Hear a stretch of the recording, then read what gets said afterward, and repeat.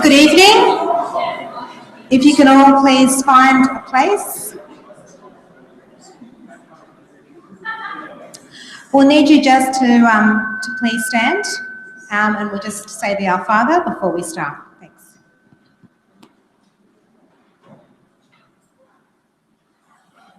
In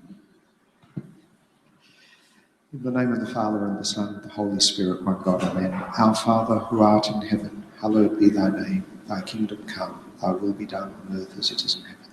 Give us this day our daily bread, and forgive us our trespasses, as we forgive those who trespass against us. And lead us not into temptation, but deliver us from evil. Through Jesus Christ our Lord, for thine is the kingdom, power, and glory forever and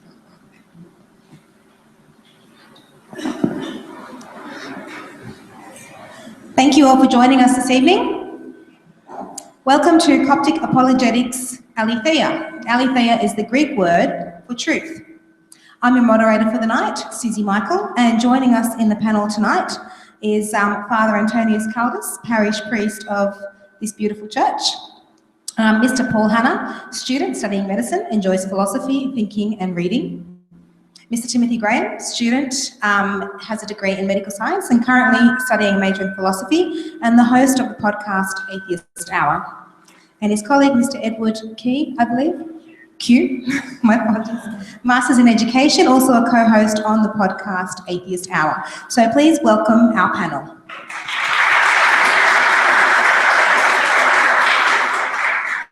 The aim of tonight's discussions are to welcome a diversity of perspectives. Tonight's topic is, can reason and faith be reconciled? We will have some presentations this evening, and to start the discussions, Father Antonius will have the opportunity to present a 15 to 20 minute presentation. I will ring the bell at 15 minutes once and 20 minutes twice so that we know he needs to start wrapping up, and the same will go for Timothy. So please welcome the first speaker, Father Antonius.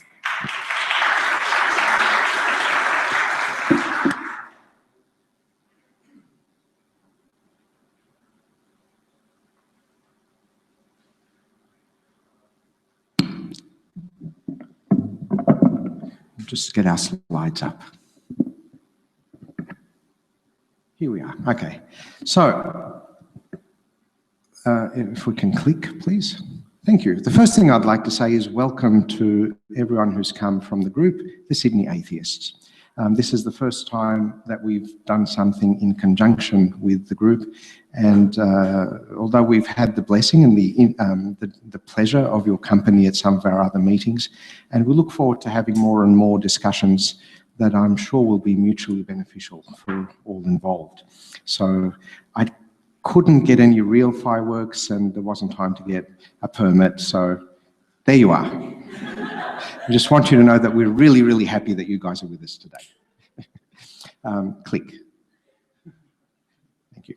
Okay, so what I'd like to do in the time I have is to try and set down some proposed definitions of what we're talking about. Often in these discussions, people are using words in different ways, and therefore the discussion ends up not really getting anywhere. So I think it's really important at the very beginning to actually say what it is we mean when we use the word reason. What does that mean? What are we talking about when we say faith? And what are we talking about when we say belief? It's only by defining these words that we have any hope of working out whether faith and reason can be reconciled. I probably should have put reconciled up there too now that I think about it, but I'll make that up as I go along. Click. So, what is reason? Click. Reason is, I'm going to give a very, very simple definition here. And I'm going to say it's the process where you start with certain initial facts, you then apply a process of reasoning, and that reasoning leads you to some new facts. So it's a very simple process. So to take an example, click. This is a very famous one. I'm sure many of you have seen it before. Here are two facts. Socrates is a man. Number two, all men are mortal. From these two facts, we can apply a process of deduction, click, and decide that Socrates is mortal. When we began, we didn't know that Socrates was mortal. When we finished the process, we now have some new information that we didn't have before, and the process that took us to that new information is pretty much what I'm defining as reason, click. The way that we do that, the way we get to the new information, there is a variety of different ways you can do it. So people study logic, which is, how to work out what makes sense and what doesn't make sense. What is sound reasoning and what is unsound reasoning. What is a valid process and what is not a valid process. Or the more broader definition of it would be under the philosophical discipline of epistemology, which basically means how do we get to the knowledge that we have? And people spend their whole lives and spill many, many litres of ink trying to explain and understand and think about how is it that we come to the knowledge that we have. I believe Tim will be elaborating on that a little bit more, so I'm not going to say too much about it now. Click. It's important to point out at this stage that there is, under my definition, good reason and bad reason. So the first example that I had up there that led us to believe that Socrates is mortal, that's an example of good reason. If you come to knowledge via something like that, then you can be pretty confident in the knowledge that you end up with. Here is an example of bad reasoning. Socrates is a man, all men are mortal, therefore God exists. What's wrong with that? And what's wrong with it, of course, is the existence of God really has very little to do with whether Socrates is a man or whether men are mortal. And if it does have anything to do with that, that argument certainly doesn't tell you anything about what it has to do with that. You would have needed to put in a whole lot of other steps, and I'm not sure that that would be the best way to come to a knowledge of whether God exists or not by asking whether Socrates is a man. So that's pretty bad reason. And for that reason, click, that conclusion is not going to stand up. Now, we need to point out here, that doesn't mean the conclusion is necessarily wrong. The conclusion could still be right, but what we can say is the argument that I put forward there gives me no reason to believe that it is right. So although the argument that I put forward may be a stupid argument, but that doesn't necessarily tell you that the conclusion that I reach is a stupid conclusion, because maybe somebody else will come up with a much better argument that has nothing to do with Socrates at all. Oh, thank you. I don't have to say click anymore. And therefore prove the conclusion. Unless it doesn't work. Unless I'm pressing the wrong button, unless it's not on. How do I know if it's on? Yes. Usually when people give someone a clicker, they make sure it works first. Not that I'm complaining or anything. Doesn't matter. So back to clicks. Click. Okay. Faith. Let's move on to faith. What do we mean by faith? So faith is to hold a particular attitude towards things. And I'm going to distinguish between two kinds of faith here. The first one I'm going to call propositional faith. So this is, click. This is, in simple words, I believe that something. So if we're speaking about an example of a religious propositional faith, a creed is an example of that. So a creed tells you this is what we believe. I believe that there is one God, for example, that Jesus Christ is the Son of God, etc. I believe that Muhammad is the Prophet of Allah. That's telling me that this is true. But there is another kind of faith that's also very important for us to think about, and I'm calling that relational faith. Click. So this is not I believe that something. This is I believe in someone. So in this sense, we might say that I have faith in my wife, for example. I have faith that she loves me. Now, the important difference here is this. For propositional faith, I may want a very reasoned argument in order to reach the conclusion that I believe that. But generally, people don't feel it important to have a reasoned argument to reach the conclusion that I believe in my wife's love for me. For sure, reason may be involved. For example, if every morning when we woke up, my wife growled at me and kicked me out of the bed and told me to get my own breakfast, my reason may contribute to my conclusion that my wife may not love me after all. So even in relational, it's not purely a matter of just something that I feel in my heart. There is also some reason involved here. And in fact, most of us would say that, for example, an abused wife who still is convinced that her husband loves her, we would want to say to her, you need to introduce a bit of reason into the situation. You need to ask yourself, if your abusive husband is treating you like this, does that really mean that he loves you? You need to think about this. So reason and faith, even here, I think have some connection. Click. Okay. Now, a few points to make here. Sorry, because that way I can look at the slides. Belief. So we've talked about reason, we've talked about faith. And I'm going to use a third word, belief, and this is a philosophical definition from the Stanford Encyclopedia of Philosophy. The attitude we have, roughly, whenever we take something to be the case or to regard it as true. So we all have beliefs. We have beliefs, in fact, about everything. We can come to our beliefs in different ways, but in the end, we can't really live as human beings without having beliefs. A really simple example, one that surprisingly continues to be debated, is are we in a Matrix-style universe? How do you know that this church is real? How do you know that the pew you are sitting on now is real? Can you prove that to me? Turns out it's really, really hard to do that.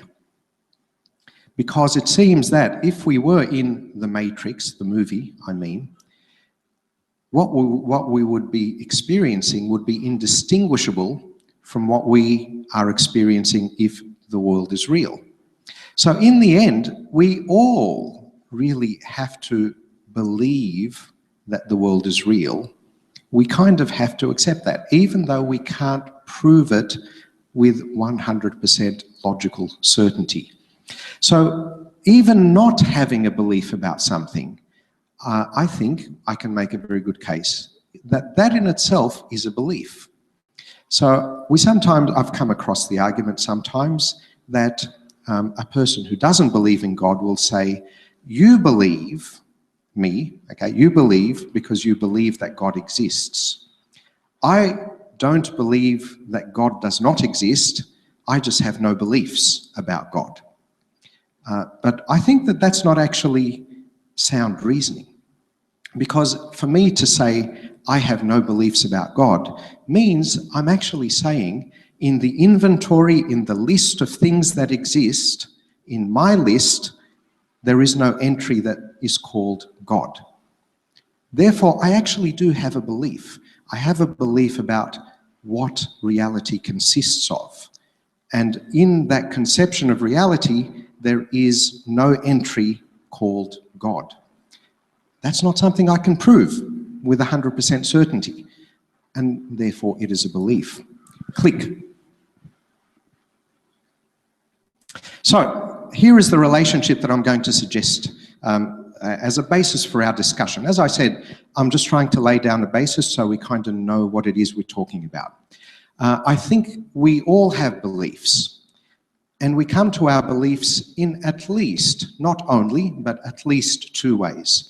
One way we can come to a belief is by a process of reasoning, and the other way we can come to a belief is by a process of faith. And click. Our beliefs inform our actions. And I think that's another thing that is very important for us to keep in our minds. We aren't only talking about things that we're going to sit here and intellectually discuss with each other. What we believe also determines how we live our life and how we go about things. If I didn't believe that that water was safe to drink, then I probably wouldn't drink it. My behavior would change. I have reasons for believing that that water is safe to drink, one of which is that my own son, my flesh and blood, is the one who filled up the jug, and I have a belief, which I believe is rational, that he has some interest in my not keeling over and dying. So therefore, I'm reasonably convinced that I can take the action of drinking that water and that I will be safe. That's important because I think all of us agree that how we live our lives is important. The question of how much our religious faith affects that is a question I don't think that we'll really be talking about it much today, but I do put it in there because I think it is important to keep that in mind. So the question that we're really talking about today is, how do reason and faith relate? Click. Is there a problem with having both? Click. So we can break it down into two interesting questions here. Are reason and faith reconcilable in theory? And are reason and faith, or have they been reconciled in practice? Click. So in theory, click. There are three possible relationships, I think, that can obtain between reason and faith. One is they could be in conflict. So we could say that either reason or faith, but never both. You cannot make them work together. So an example of that would be a young earth creationist. A young earth creationist would say, reason through science tells me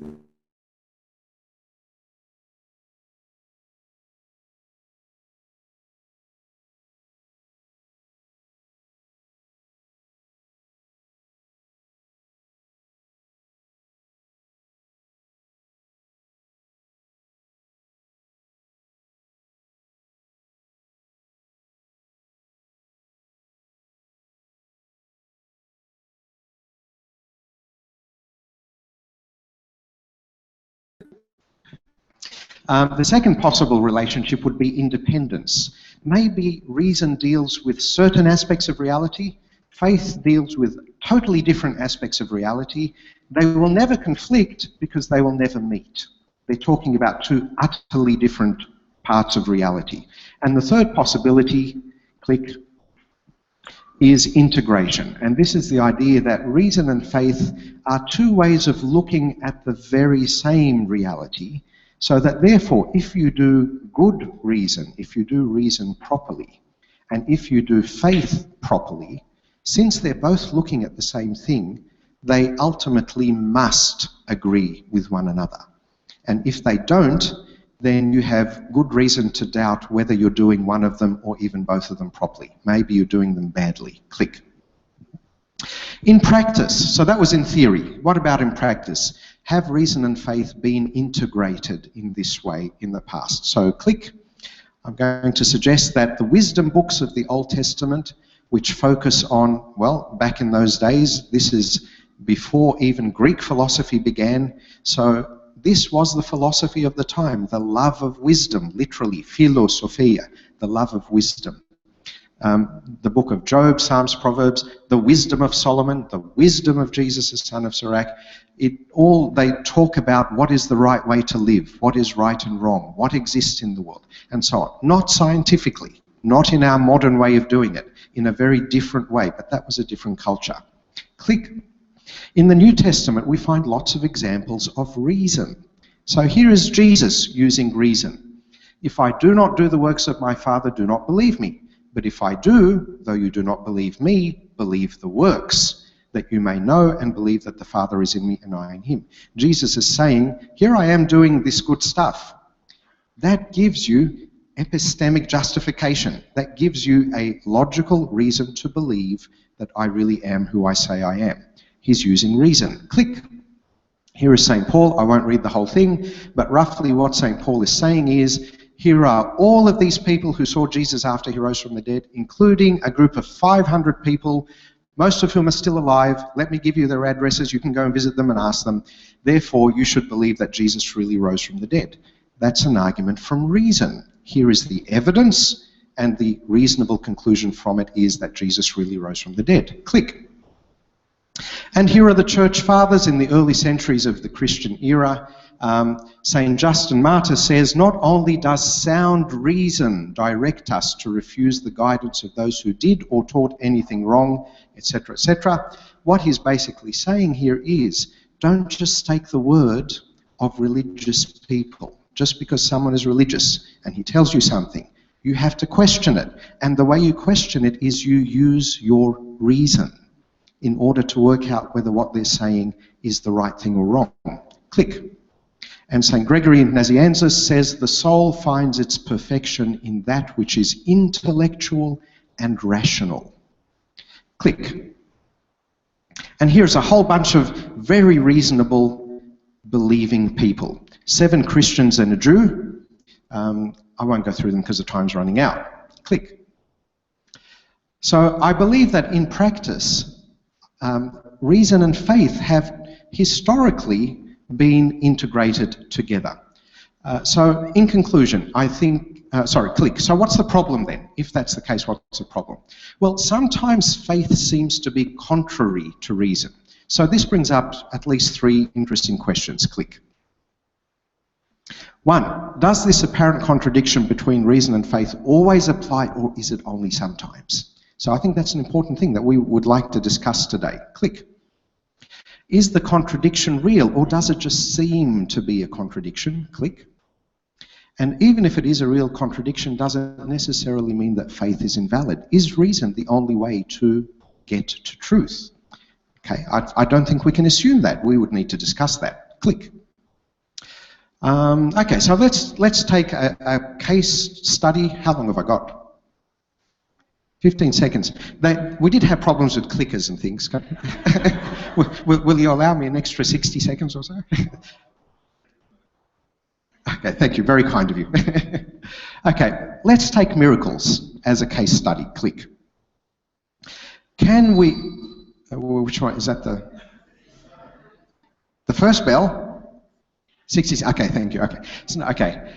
Can we come to believe that miracles happen by a process of reason? I'm going to suggest to you that we can. I'm going to propose it. Feel free to discuss it later on. Okay. 1, reason dictates that what we consider a miracle today might well be something that we take for granted tomorrow. Click. Here is a cute little kitten that glows in the dark. Okay. 100 years ago, 1,000 years ago, this would have been thought demonic. It would have been thought to be an evil spirit or something like that. What it actually is some scientists who have way too much time on their hands have sat in a laboratory and played around with its genes and introduced a gene for fluorescence. So its mum, I don't know if you can see the mum there, the mum doesn't fluoresce, but the kitten fluoresces because there's a change in the chemical composition of the hair and so on. Okay? Is that a miracle? If you'd asked someone 1,000 years ago, they would have made the sign of the cross and said, "Ooh, get the devil away." Okay? Today, we just take it for granted. Okay, and so perhaps what we consider to be miracles today might, when we know more, be something that we accept reasonably. How might this happen for the Christian? Click. I've almost finished. Okay, in the Orthodox Christian approach, click, we consider this. Okay, so this little green circle is the stuff that we know about how the world works today. Click. But that's not all there is to the world, because the pink circle is all the stuff there is to know scientifically about the world, and that's a lot more than what we know today. Click. And the blue circle is all the stuff that we know, not just, and that could be known, but not just scientifically, but in any way at all.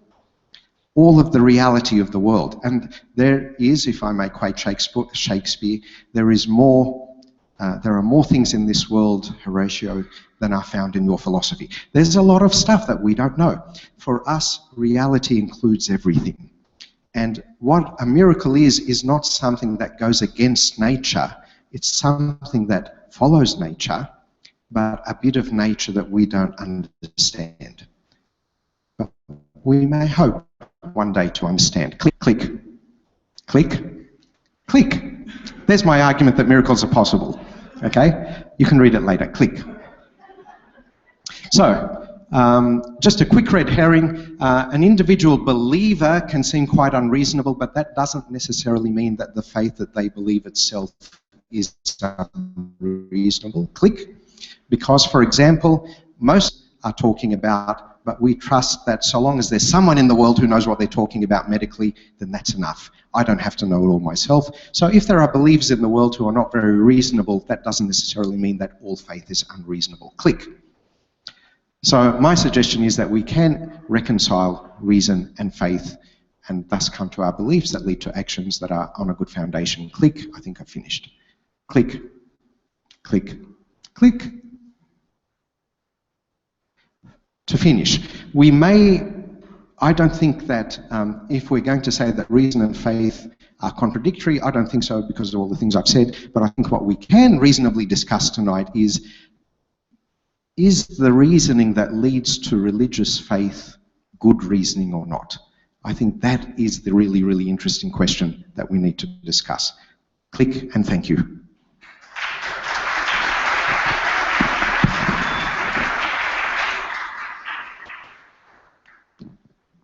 Thank you very much, Father Antonius. Our next presenter is Mr. Timothy Graham.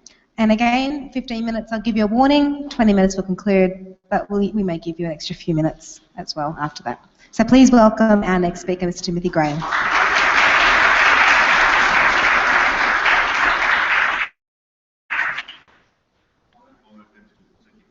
Yes.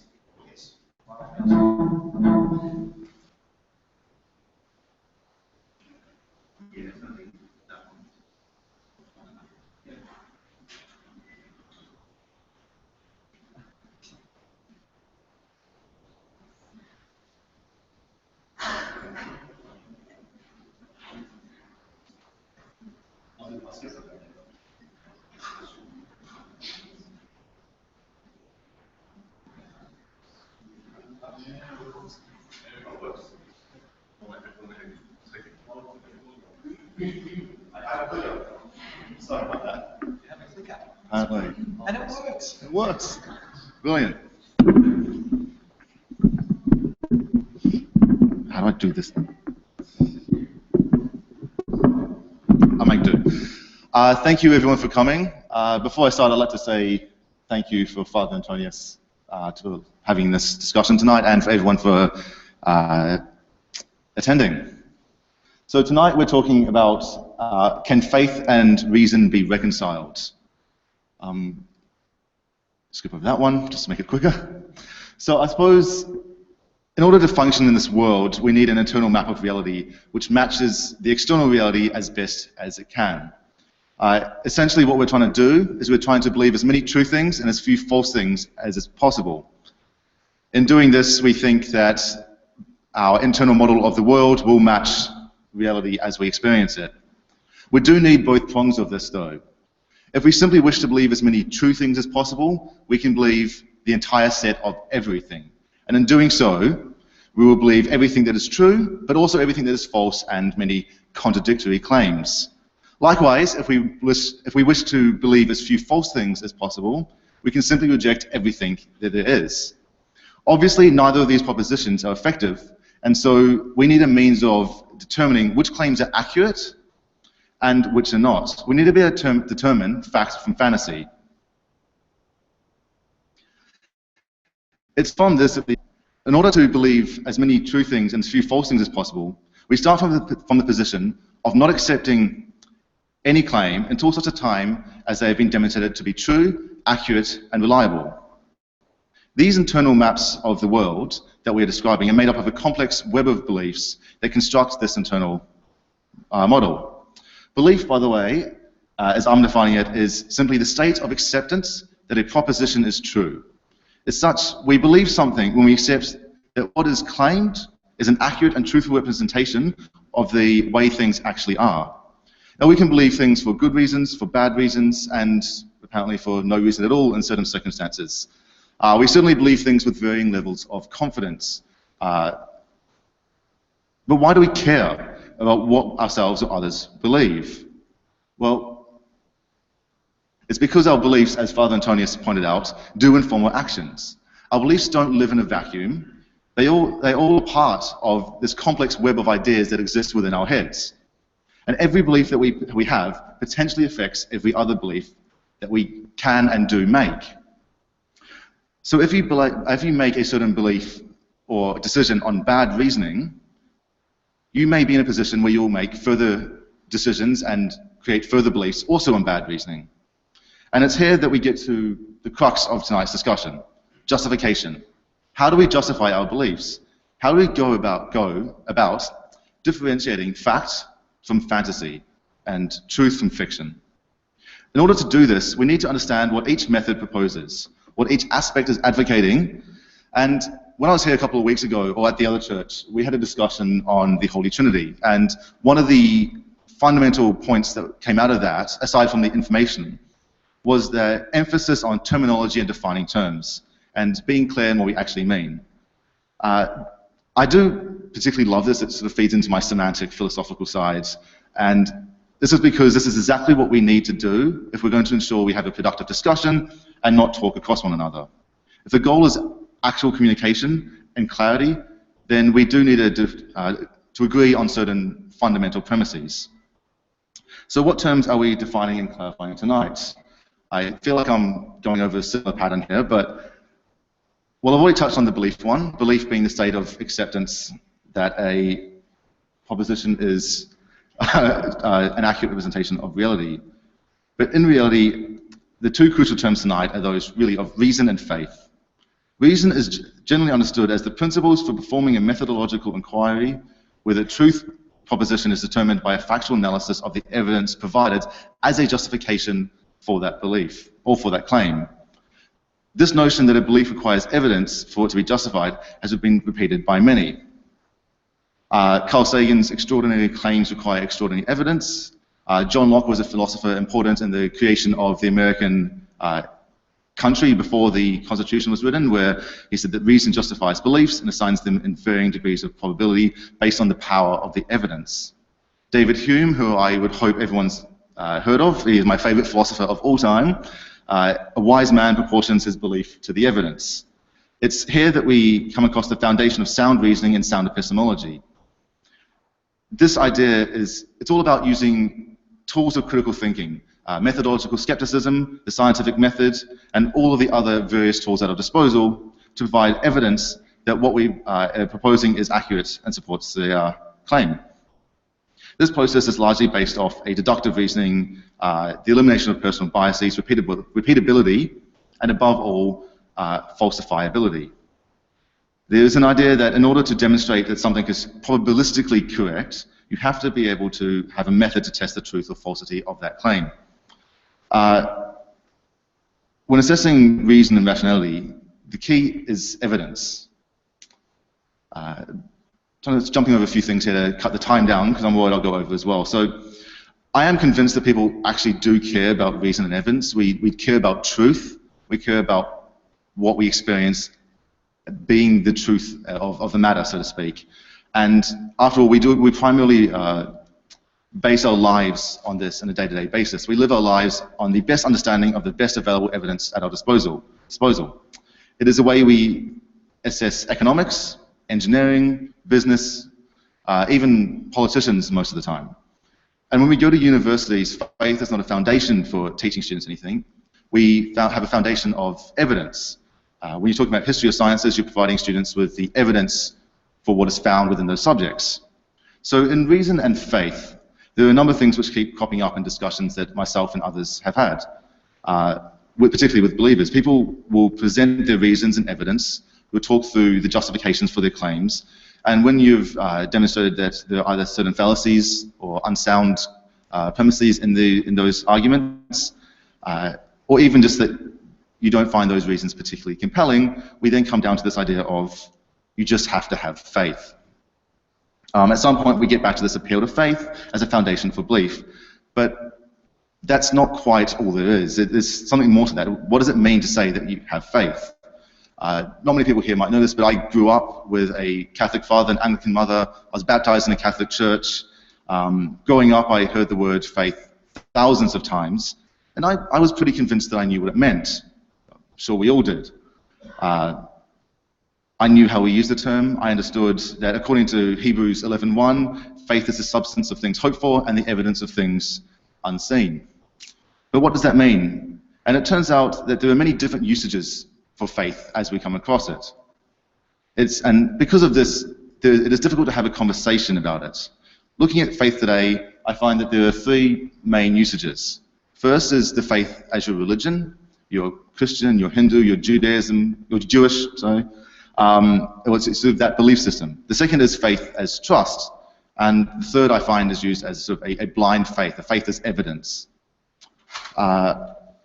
With the first one, I don't think there is a lot of confusion. I think we all accept that your faith is Christian or Jewish, as it might be, and people can have various faiths in that respect without much disagreement. The other two are where these epistemic issues largely arise from. The area of where faith is used as a justification for belief is where we get into trouble. And when we look at, there it is, Hebrews. This one is from the King James Version. I know there are different versions, but having looked through them, they are all relatively the same. So now faith is the substance of things hoped for and evidence of things not seen. In the first part, it refers to the substance, and this is really synonymous with sort of confidence or trust, or as Father Antonius was saying, it's this relational faith, the faith in. And that the first part of this verse is really that having faith is having confidence in the things you hope for, or trusting that the things that you hope for happen to be true. This first part of Hebrews is really just saying that we have trust or confidence that this proposition is true and that we're correct. But this isn't really useful. It doesn't tell us anything about whether the proposition is in fact true, and it also doesn't tell us whether we have good reason to believe it or whether it is true or false. The second part, the evidence of things not seen, is where this is a little bit more clear. The faith is being used as proof. Faith, in this context, is the evidence. But in the span of this single verse, we have two different definitions of faith, as if they are the same thing. It's this conflation of terms where people often run into trouble. And people often don't have to address this difference because it's so easy to flip between the two of them in colloquial usage. This occurs to such an extent that what ends up happening is that the confidence you have in a proposition ends up being the evidence for the truth of that proposition. This makes faith blind faith. It makes it not a useful tool, and it doesn't provide a pathway to truth. It's not a means of determining facts from fantasy. The truth of the proposition isn't affected in any way by the number of people who believe it, the length of time that these beliefs have been held, or the level of confidence or trust that people have in these ideas. The primary disagreement that we find here is that those who use faith as a justification don't say that their faith is blind faith. They always say that my faith is, or they tend to say that my faith is based on evidence. But in doing so, you're essentially doing a certain structure which goes on this, that you have your evidence which informs your faith, and your faith informs your belief. But the issue here is that essentially your belief is based on evidence, and the middle part, the faith part, can be removed, and we simply examine the evidence without changing a single thing. And so if you get to this point and you still say that, well, you just have to have faith, well, what are you then actually talking about? Aren't you just saying that you'll continue to believe based on the confidence you have in that belief? Or are you talking about the second portion of the Hebrews, where faith is the evidence of those things not seen, where the faith you have is the evidence for the beliefs you're forming, or you have formed? The question that comes to my mind then is there anything that you couldn't justify by faith? Is there any proposition, any claim that isn't able to be justified by faith if faith is a valid reasoning tool? There seems to be a very special category created here where believers create this area where you're saying that this is your religion, this is something different, there's different standards applied when it comes to justification of it. And it's almost a different realm. I don't know if many of you have heard this, but there's this idea of non-overlapping magisteria. What's the time? Good? Cool. And in this non-overlapping magisteria, it seems to be this idea that faith and reason and evidence doesn't actually apply. Sorry, reason and evidence doesn't apply. This allows people to say that God and religion are different and not subject to being analyzed in the same way that we might analyze a scientific claim or a claim about the economics or business models. But we've already discussed this earlier in the talk, in that you have to start from a position of rejecting all claims until there's a sufficient justification for them to be believed. If not, you're in the potential position of having contradictory claims or false claims. And in that way, I think madness lies. Also, if you're not going to apply this method to any areas outside of your religious belief, you're then involved in a certain area of what's known as special pleading, where you've carved out this one little area for this religious belief where reason and evidence can't touch it. And if something can be used as justification for everything, then it shouldn't really be used as a justification for anything. I think that's what we're coming down to tonight at our position, is that faith is not a reliable method for truth. And when truth is the goal, we need a reliable method to achieve that. Another question that comes up is, are there any other areas outside of the religious claims that you would believe based on the same foundations as faith? Generally, the answer is no. But people will often come up with this idea that we all have faith. We all have faith in some sense. And one of the ones that might come up is, oh, you have faith that this chair will hold your weight, or you have faith that the doctor analogy, where you have faith in your doctor. But that's not actually what I would assert. I don't assert that this would be faith. I don't think this is based on evidence. With the doctor, for instance, you can look at the doctor and say, I don't have the same knowledge you have, but I have a reasonable extension of trust granted to you based on your medical certificate that I know that universities will have to provide some standards on in order for them to maintain their medical licensing in order to grant those licenses. I know that if you were a bad doctor, you might be labeled Dr. Death rather than just a doctor whatever. I know that you wouldn't have a job if you were a bad doctor, patients wouldn't come back to you, and so on. And so when it comes down to it, I'm not saying that you're absolutely a good doctor, nor am I saying that there's absolutely no chance that you are you have gone through medical school. But I'm saying on the bulk of evidence and all these things together, I have a strong likelihood to conclude that you are a doctor, you are reliable, and I can grant an extension of trust. I wouldn't really call that faith, and to say that my faith in a doctor or my faith in the fact that a chair or that the church pew will hold my weight when I sit in it is equivalent to the belief in the supernatural is a bit of an equivocation fallacy. It sort of attempts to place all beliefs that are made in the absence of absolute certainty on equal footing. The issue with this is that most of our claims, or all of our beliefs outside of the logical absolutes, outside of tautologies and certain epistemic existential claims, are not based on absolute certainty. We base it on a probabilistic model.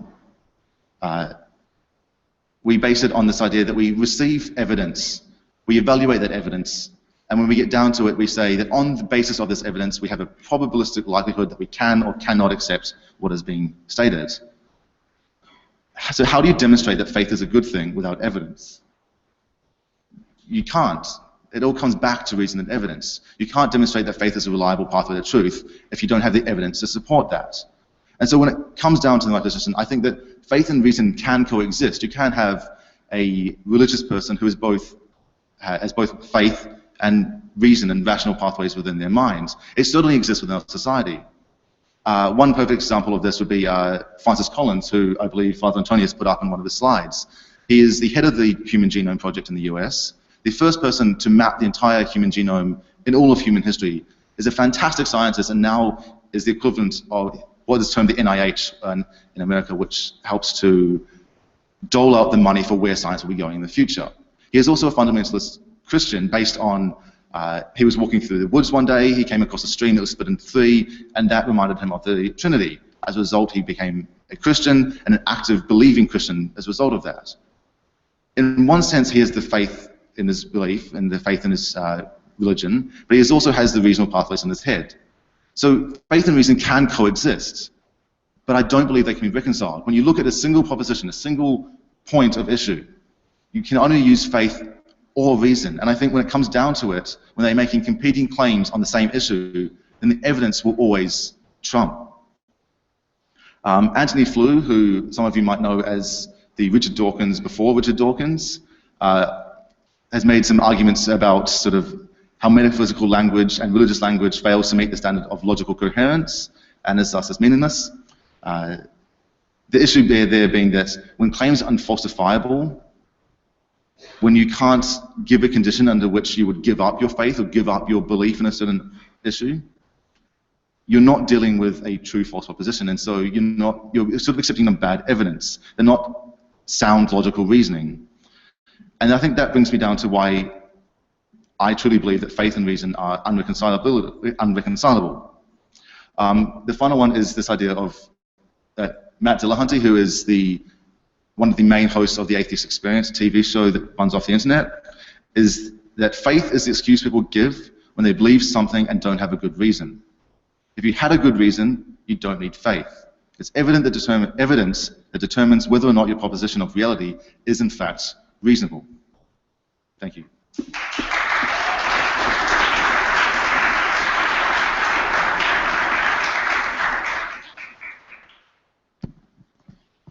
Thank you very much, Timothy. So the floor is now open for questions, and the question structure is as follows. There is a 3-minute maximum response to any question given. At 2 minutes, I will ring the bell, so you know you have 1 minute left. If another discussion is generated from the question, then I can start the timer again for another 3 minutes to delve into that topic of discussion. So 3 minutes per response, per speaker. If you have a direct question, please raise your hand. You will need to speak into the microphone. So raise your hand, wait for a microphone to be given to you, and then you can ask the question. And we have the question. All right, the floor is open. Thank you, Sam. Keep your hand up so we know where the microphone's going. Great, thank you. Hi. I actually had to declare myself. I'm actually Timothy's mother, but I have a question for him because I have a query. As I understand it, faith without evidence, but isn't the Christian evidence the Bible? The question is that I was talking about faith without evidence and blind faith, and the question was, isn't the Christian faith based on the evidence of the Bible? Yeah. Is that, yeah. What that comes down to, in my position at least, is that you can have good evidence and you can have bad evidence. You can have evidence that is based on sound reasoning or logical fallacies, and with the Bible, it's a complex mix of true and false claims. There seems to be a lot of contradictory evidence, not just between the New and Old Testament, but also within the New Testament itself. There are a lot of positions that can be drawn from the Bible. it really depends on the claim you're making. So, as an atheist, if your claim is that God exists because of the Bible is God, that circular reasoning doesn't hold up. If your claim is that Jesus existed, that then gets down into sort of the historicity of Jesus, and that's another issue entirely. So it really comes down to the claim you're making and whether you can, based on the Bible, and whether the Bible can then be used as justification for that claim. I guess I'll quickly add, when you say that the Bible is evidence, I guess it really depends on the claim you're making or the question you're trying to ask. If we do go through the contents of the Bible, you have differing, I guess, opinions. Some people take it as a literal interpretation of what has happened when things get observed, such as, for example, if you're very scientific-minded, let there be light and it was just there, well, it doesn't make sense how he did it. It just happened, and in that sense, we would have to say, well, without knowing how that happened, we can't really say, well, that's evidence, or that's... You're pretty much pawning off saying how something worked to something that's written down. I could equally create an own book of, how Edward is amazing, and when you ask me, why are you amazing? I'll be like, well, obviously it's in the book, that's my evidence. It doesn't really explain why I'm awesome, it's mainly just there to justify me without any good reasons. Whenever we try to justify something, we look at the reasons of the evidence, not what sounds great or what makes me feel good, or what a lot of people believe in, as you said. Just because a lot of people believe in it doesn't make it true, nor does what makes us feel happy and warm and fuzzy inside make it true either. Hopefully that answers it. Did you want to touch on that? Yeah, sure. Okay. So the question was, isn't the Bible the evidence for religion? I agree with most of what was said on the right-hand side, but a religious book does not provide evidence on its own. Every single religion under the sun has their own holy book, and we simply can't accept all of them just because. The Bible is a document. We believe that it's not just a document, but, I mean, if you're going to figure out is it true or not, you would treat it like any other document at the beginning. You would assess the historicity of each of the claims. You would use scientific evidence if you needed, carbon dating, logic, historical reconstruction of events. You would look at cultures and so on. So you would use the exact same methods that you used for any other historical document. If then the scripture that we use holds up, so if the Bible does fall into the criteria that we use for reason and logic, then we would go ahead and say that this document is true, and that would bear witness to some other truth. If I could just add one other thing. You guys have the good or bad fortune to be in an Orthodox Christian community today. So perhaps some of your ideas that you've accumulated about more Western approaches to Christianity, you may have to leave at the door tonight. One of them is the Bible and its role in Christianity. So in Orthodox Christianity, we don't have this idea that, sola scriptura, the Bible alone. The Bible is just one aspect of a living tradition. And I think if I could go back to the question, we would say that we don't just depend on the Bible. What we actually depend on is that living tradition, part of which happens to be the Bible. What establishes the Bible as a reasonable source of evidence? It's not the Bible itself. I agree with you, that would be circular reasoning. Why, is the Bible true? Yes. Why do you think it's true? Because the Bible says so. That's, a 5-year-old would know that, well, I don't know, a very clever 5-year-old would know that that doesn't, stack up. But we have other reasons outside the Bible for taking the Bible seriously. And then you will say, well, how do you trust those other reasons outside the Bible? Well, we have reason generally for assessing whether that tradition in which we are brought up makes sense or not. And it's falsifiable. And in fact, if you look at the history of the development of that tradition, many things were falsified along the way and discarded. And that was a process of sifting by a reasonable process what is worth considering true from what is not worth considering true. question at the front.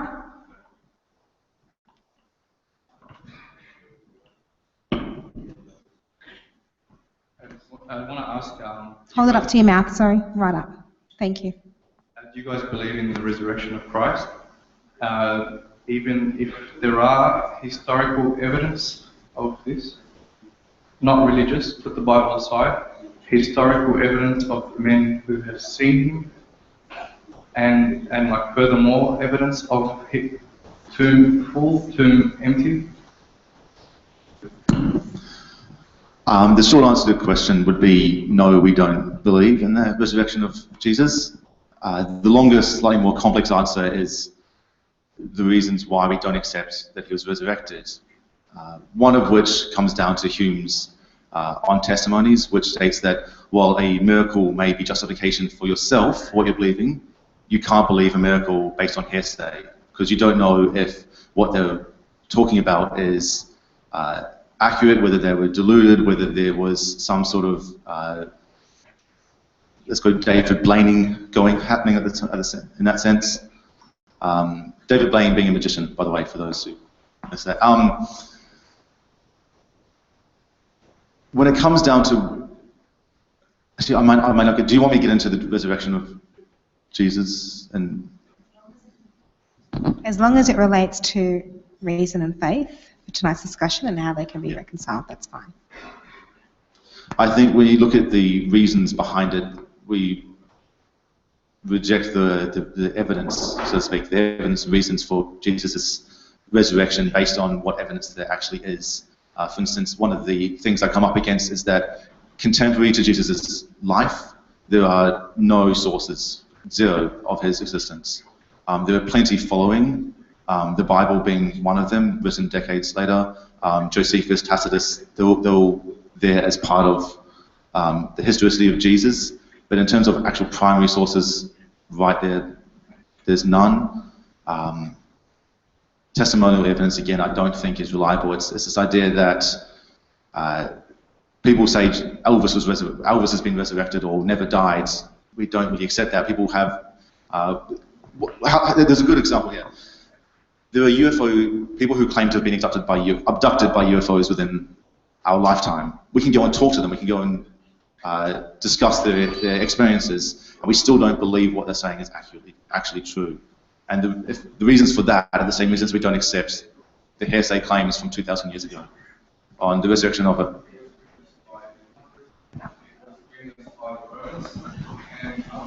I'm putting the Bible aside. The Romans wrote about him through history books. The Hebrews wrote about him through history books. So I'm getting my research from... There was a man called Sir Lionel Lockyer. He was a defense attorney. He was probably one of the most successful defense attorneys of times. He had 251 murder acquittals in a row. He hit the Guinness World Record. So this man was about evidence. So this man stopped and went out to find research about the resurrection.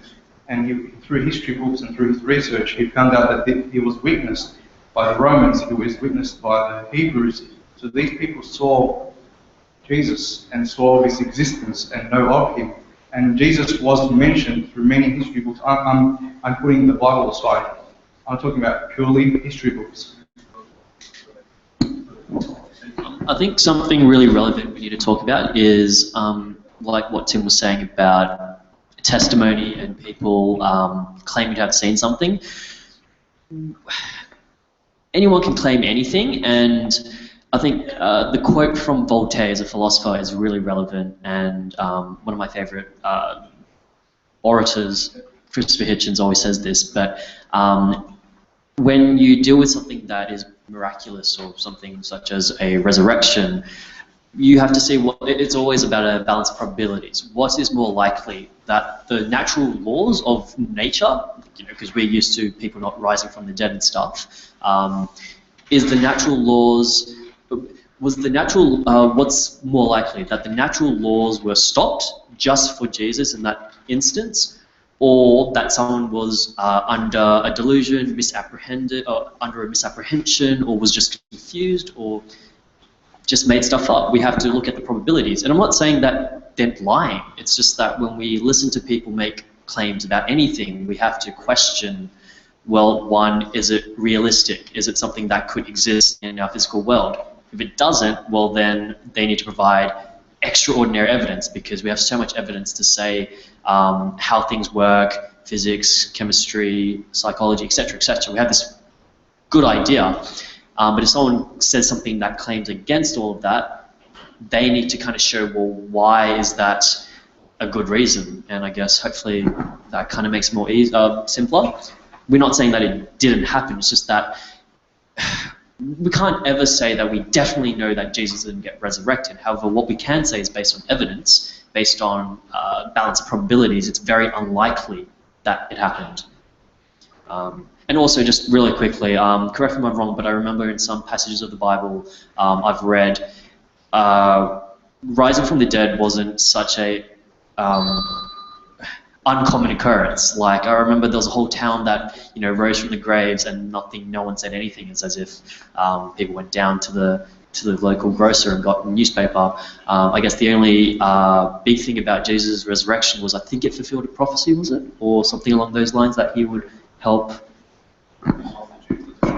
That's true, yeah. So my second point is that it wasn't such a big deal, but that's a very side point. I guess the main one is that we're not saying it's definitely not true. It's just that based on probability and evidence, very unlikely. Thanks. Okay, question, Sam. Oh, you want to? Yes, sorry, opportunity to respond. I thought we may as well reply.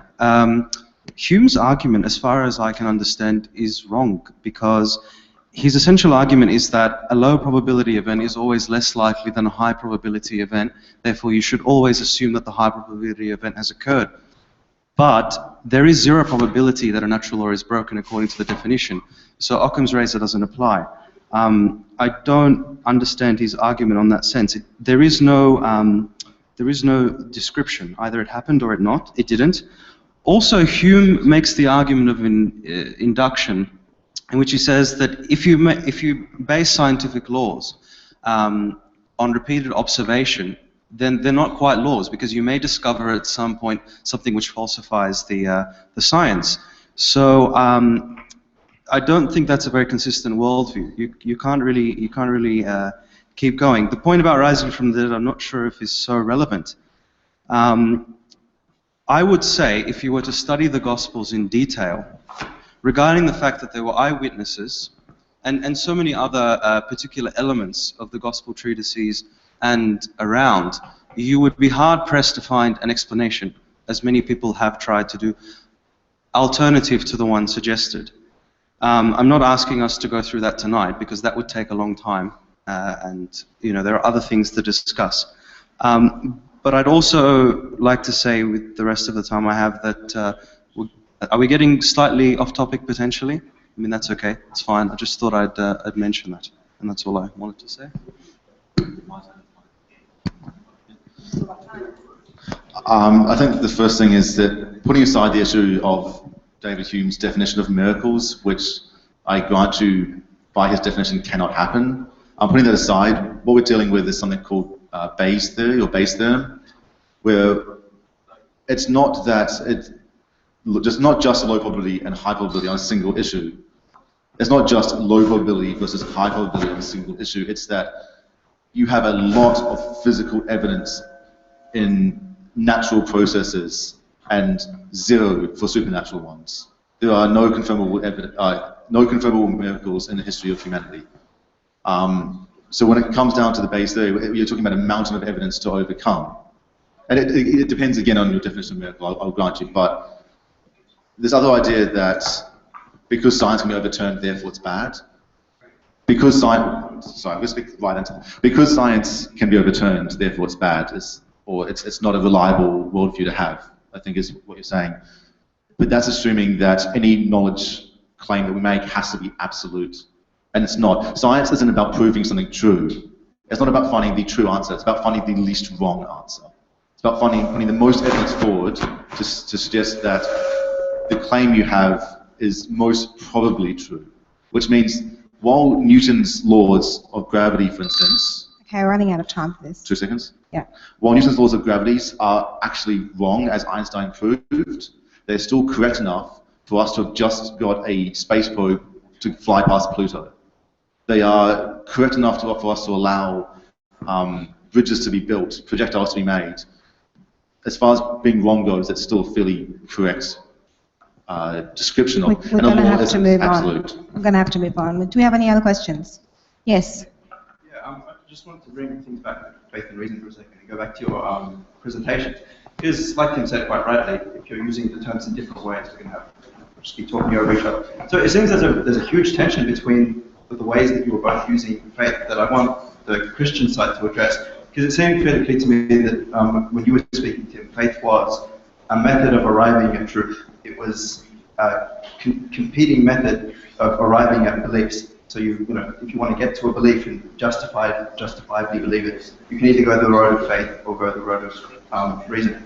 Whereas I'm a Christian, I certainly don't believe. I don't think that's a tenable view of faith in Christian religion. So it didn't fit with me, and I suspect it's the same on that side. But I wanted to think. So the question to you guys is, stated quite clearly, is faith for you a method of arriving at beliefs which can substitute for reason, which take reason's place?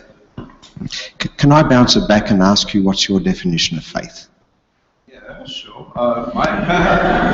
So for me, faith is not a method of arriving at belief. It's a response to belief. It's not a method of getting to the truth. It's a response to the truth. I think that's clearly the way the New Testament mostly uses it. Yeah. So how does the Christian come to believe that Christ rose from the dead?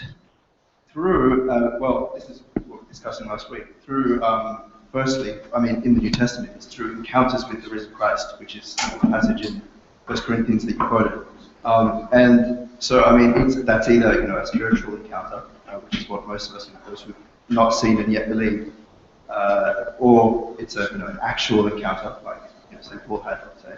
But it seems to me that it was, I don't think that the New Testament language is that through faith they came to believe that Christ rose from the dead.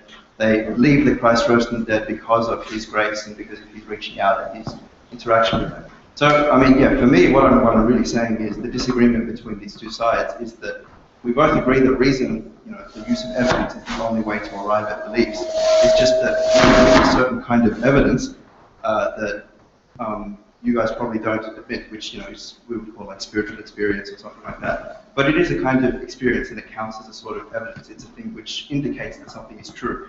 Only then do you have faith, which is obviously, I'm just using something quite different to what you guys are using. Sort of virtue which leads to action, consistency with your beliefs. But I still want to hear your answers. I have lots to say, don't worry. I think, and I'd like to hear Tim and Ed's, can I call you Ed? I should have asked before I said that, sorry. I'd like to hear your views on this. I think when we consider the question of whether faith and reason are reconciled, I think the person who feels that they can't be reconciled has a view of faith, that faith is what you do when you don't have enough evidence. And that was kind of reflected in some of the quotes that you put up. So it's kind of the evidence and the logical process you go through takes you so far, and then the person of faith wants to go beyond that. And correct me if I'm wrong, and you're saying we're not justified in taking that second step and going beyond. We should stop where logic and hard evidence takes us, and stop there and not not go any further. Perhaps you could tell me if I'm on the wrong track so I don't waste time arguing against something you're not saying. I think the key there is not that I'm saying, I don't know what you mean by go further, but it's the difference between propositional and relational faith that you talked about in your talk, in that propositional faith is something that I would say is foundationally false. It is this idea that you blind faith, it's your faith as evidence is not evidence for that proposition. Relational faith, where you're trusting in, is based on a reasonable extension of evidence, reasonable extension of trust based on the evidence available to you. It's. So can I ask, are you happy with propositional faith? Do you accept that that is a valid way to come to your beliefs? No. As what I'm saying is that propositional faith being faith as justification for, no. All right. So I think my portrayal of your point of view is reasonably accurate. Then you're saying I'm not going to believe something just because someone told me to believe it, for example. Okay. But if I can say get into a laboratory and test it, then if the test comes out favourably, then I'm justified in believing it. But until I've gone through some kind of process like that, then I shouldn't believe it. There are all kinds of evidence, and we proportion our beliefs to the evidence available for us. An extraordinary claim does require extraordinary evidence. A basic claim like, I have a cat, is not one that you need to go into a laboratory and test. It's something you can easily find out yourself. A claim that I have a dragon in my garage is one that is a significantly different level of evidence required, in the sense that you may not even require going to my place to find that I have a cat. You might just grant that trust because you know people have cats, you know other people have cats. You might know that I am a huge cat person and I love them. A dragon, on the other hand, you don't even know if they exist, and there's no evidence they exist. And so there's a significant difference in the evidential requirements for each claim. Okay. All right. So thank you. I'm sorry. I hope you're not finding this boring, but this is helping me to understand things a bit better. So what you're saying is extraordinary claims require extraordinary evidence. Okay. All righty. Yeah?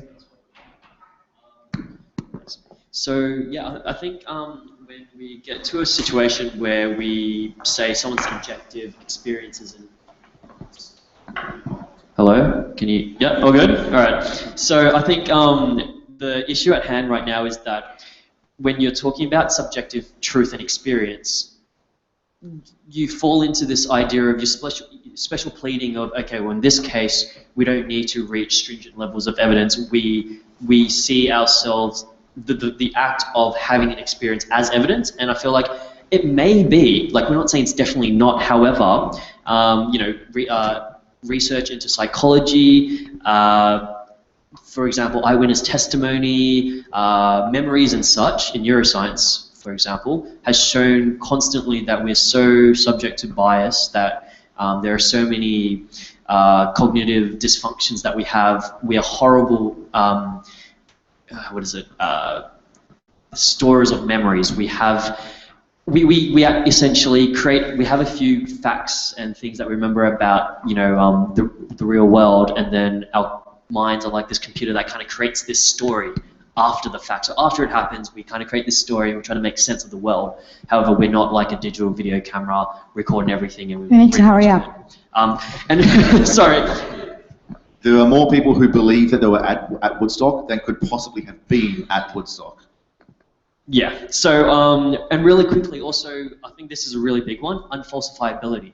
We can't really unfalsify someone's subjective experience. I'm not saying you're wrong. I'm just saying that you need more than that. I can say anything. I can make any assertion or claim or opinion is what I think a subjective experience is. However, you need more than that. That alone is nothing more than someone's wishful thinking. I will point out, I think that's a very different question. Okay, so what's at issue here is not whether my personal belief is justified for me, I don't think, because that's a different issue, to whether what I believe convinces you. I think for each of us, we ourselves decide what, we will take to be true and so on. But the point that okay, sorry, there's so many points now I've got lost. The question was about faith. Yes, it was about faith. Okay, all right. Okay, let me ask you this. What was it? Extraordinary claims require extraordinary evidence. If we have seen a pattern of behaviour in the universe, then something that goes against the pattern of that behaviour, we should be very, very dubious about believing. Okay, we've seen the pattern that people who die don't rise from the dead. If someone comes and says someone rose from the dead, we should be quite dubious about that and ask for really, really strong evidence before we give it any sort of justification or think that it's worth considering. Okay, there is a pattern, I'm just going to try and bring in a concrete example. There is a pattern of causality in the universe. Things happen because they are caused. You can guess where I'm going with this. In fact, we would say, and I'm sure you'd agree with me, that we've never observed something happening without a cause. We need then to ask, could the universe come into existence without a cause? Now, I'm going to suggest to you that if you're going to be consistent in your approach, would you not need to say, you're going to have to give me some pretty extraordinary evidence if you want me to believe that the universe exists without having some kind of cause? Yes? As an atheist, I don't say that the God... I haven't said God. No, I know, I'm saying... Okay. Okay, I've just said, can the universe come into existence without a cause? I don't know. That sounds extraordinary, doesn't it? Yes, and it's an extraordinary claim until I... Okay, now hang on. So how can you be equivocal about that, and yet you're fairly certain that Jesus did not rise from the dead? There seems to be a contradiction in the principle being applied here, doesn't there? No, because we don't have universes created all the time. We don't have a lot of evidence for universes being created. We have exactly one universe. But this universe exists. Yeah. We have one universe to examine, and we have no way of going back to time zero, if a time zero even existed. Okay, we don't need to know how it happened. We just need to know, can it happen without causation being involved? We don't know. Lawrence Krauss has a book called A Universe from Nothing, where he talks about a variety of methods that universes could have happened. There are a lot of hypotheses out there. I'll interrupt you on Lawrence Krauss, because everyone who's sensible agrees that he hasn't really solved anything, because his nothing is not nothing. His nothing is philosophical and scientific nothing. I agree. Yeah, it's space-time with laws of nature. It's not nothing. So that's not really going to help us. Can I then ask you? I'm going to nail you down on this. No, I'm sorry. Can I ask you then, what's the difference in... Can a universe begin without anything causing it to begin? There's a point to this, in that we don't know if the universe has always existed. And there is no difference in arguing for an externally existing God or an eternally existing universe. To say that a God or first cause did it is to add on an extra step without justification. All we can say is that following the evidence we have... Again, I'm sorry for being rude, but that's not the question I'm asking also, because it's not a question. It's not a question of in time, did the universe always exist or not. Even if the universe was eternal and has no beginning in time, why should anything exist at all? The answer is we don't have the evidence to answer that question. And until we do, we can't make a statement of why or how. So until there's evidence for... this is my last question probably on this topic, okay? What I'll put to you is, does that not represent a contradiction in the application of the principle that extraordinary claims require extraordinary evidence? No. The claim here that I'm questioning is the claim that the universe exists without having been caused, when the universal pattern, as far as we can tell, scientifically, logically, observationally, whatever way you want to tell, nothing happens without a cause. That seems to be an incredibly extraordinary claim that things exist. Sorry? We're not claiming that the universe exists without a cause. We're saying that if it does have a cause, we don't know what that cause is. Okay. So we're proposing a hypothesis. Okay? And again, this is the Orthodox view of God, which is the apophatic view, the negative theology view. We're not saying God is this and this, we can describe him for you. We're saying put an empty box, okay? We don't know what's in that box. I agree. I will wholeheartedly agree with you. I don't know what the cause is, okay? That may sound odd for a Christian priest to be saying, but yes, I don't know what the cause is, because I don't know what God is. But to me, it makes more sense to posit that there is something that ticks that box. I call it God. I don't know. It may be one way describable in scientific terms. There may be other ways to describe it. But surely it makes sense to say that if we're going to be consistent, and I do agree with that principle, extraordinary claims require extraordinary evidence, the Bayesian view that you would come to is the vast likelihood, the incredibly high probability is that there is something outside this universe that causes it to come into existence. So I'll stop there. There is one thing there, and that when you say that, for instance, that the universe had to have a cause because the universe can't come from nothing, or something along those lines, how do you know a universe can't come from nothing? I don't say that it does. I'm not saying that the universe did come from nothing, but I'm saying you don't have a nothing with which to test that. And in order to, so we're taking the neutral claim of, we go back to a certain point after the Big Bang where we can go no further. Beyond that, or before that, so to speak, we don't make a claim as to what or how or why or the cause of it. It is an issue where you're putting a black box there and saying God or first cause. We're putting a black box there and saying we don't know, let's investigate. I'll actually agree with that, but I will reflect what you've just said back to the case of the resurrection. We don't have any other case of... Every human has always died. No, Jesus no. was a human. We don't have any other case of an incarnate God to compare it to. I would argue that we still don't. Okay, we need to discuss that on another night, because tonight is about reason and faith. Okay. Question up there. Can we get the microphone? Yep, great. Sorry, this question is directed to our Can you atheist talk, sorry, a bit closer to the mic? friends. Sorry, this question is just directed to our atheist friends. Firstly, welcome Timothy and Edward. I think that's name. Thanks for coming. Really enjoying the discussion so far. I just had a question about what your epistemology is, because I've heard throughout your talk, and you said a couple of times that for something to be believed, it has to be falsifiable or verifiable. So I want to know what your criteria is for something to become, why you should accept the belief to be true. Do you mind just elaborating a little bit on that? Thank you. Sure, I'll kind of do my spiel and then I'll hand it to our resident And philosopher. can we just enforce our time limit again? Yeah, so that discussion got really heated, I had to cut it. Thank you. So not spiel, very abridged. So pretty much how do I know what is real, right? So epistemology, I pretty much come down to, I use the scientific method as a way to discern, or like to shift through evidence. To sift through data. So we collect things, we experience things, and we get data, and then we make conclusions, etc., etc. The whole point of falsifiability is that when we use experiments, we need to see if we can get a conclusion or not. If it's unfalsifiable, then we can't really say anything. It's just your own personal truth.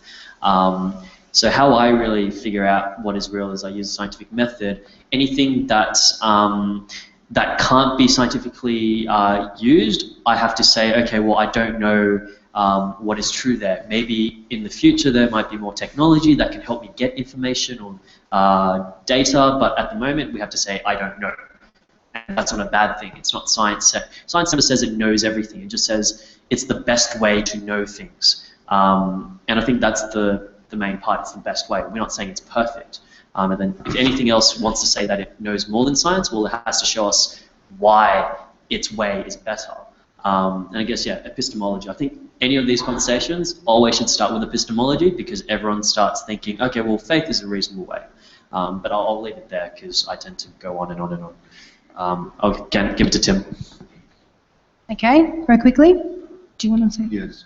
Oh, yes, sorry, go ahead. So, my degree at the moment is a BA focusing on philosophy with a particular focus on epistemology and ethics. As I said in the talk, we start from the standpoint of not accepting any claims until there is sufficient justification for those claims. What that justification is can be a variety of levels. You can have sort of very, very strong evidence, be it scientific evidence, or you can have that sort of weaker evidence of, I have a cat, you see the kitty litter box, you see the cat food, you may not actually see the cat, but you can grant the belief. It is a proportional extension of confidence and belief towards any particular belief I adopt, and it's always tentatively granted. If more evidence comes that shows that I am wrong, I will change my belief. If I'm shown to have a belief based on a lack of evidence or false evidence, I will change my belief. And I think that's the key for the reasonable mind, is that presented with evidence that contradicts, you have to assess that evidence's validity, and then if it is valid evidence, you need to assess your belief is obviously wrong, how do you make it fit the evidence at that point? And that really is the epistemic question. It's an ongoing debate. I grant you, the questions of what is knowledge, what is truth, all the rest of it is an ongoing debate within philosophy and theology, no doubt.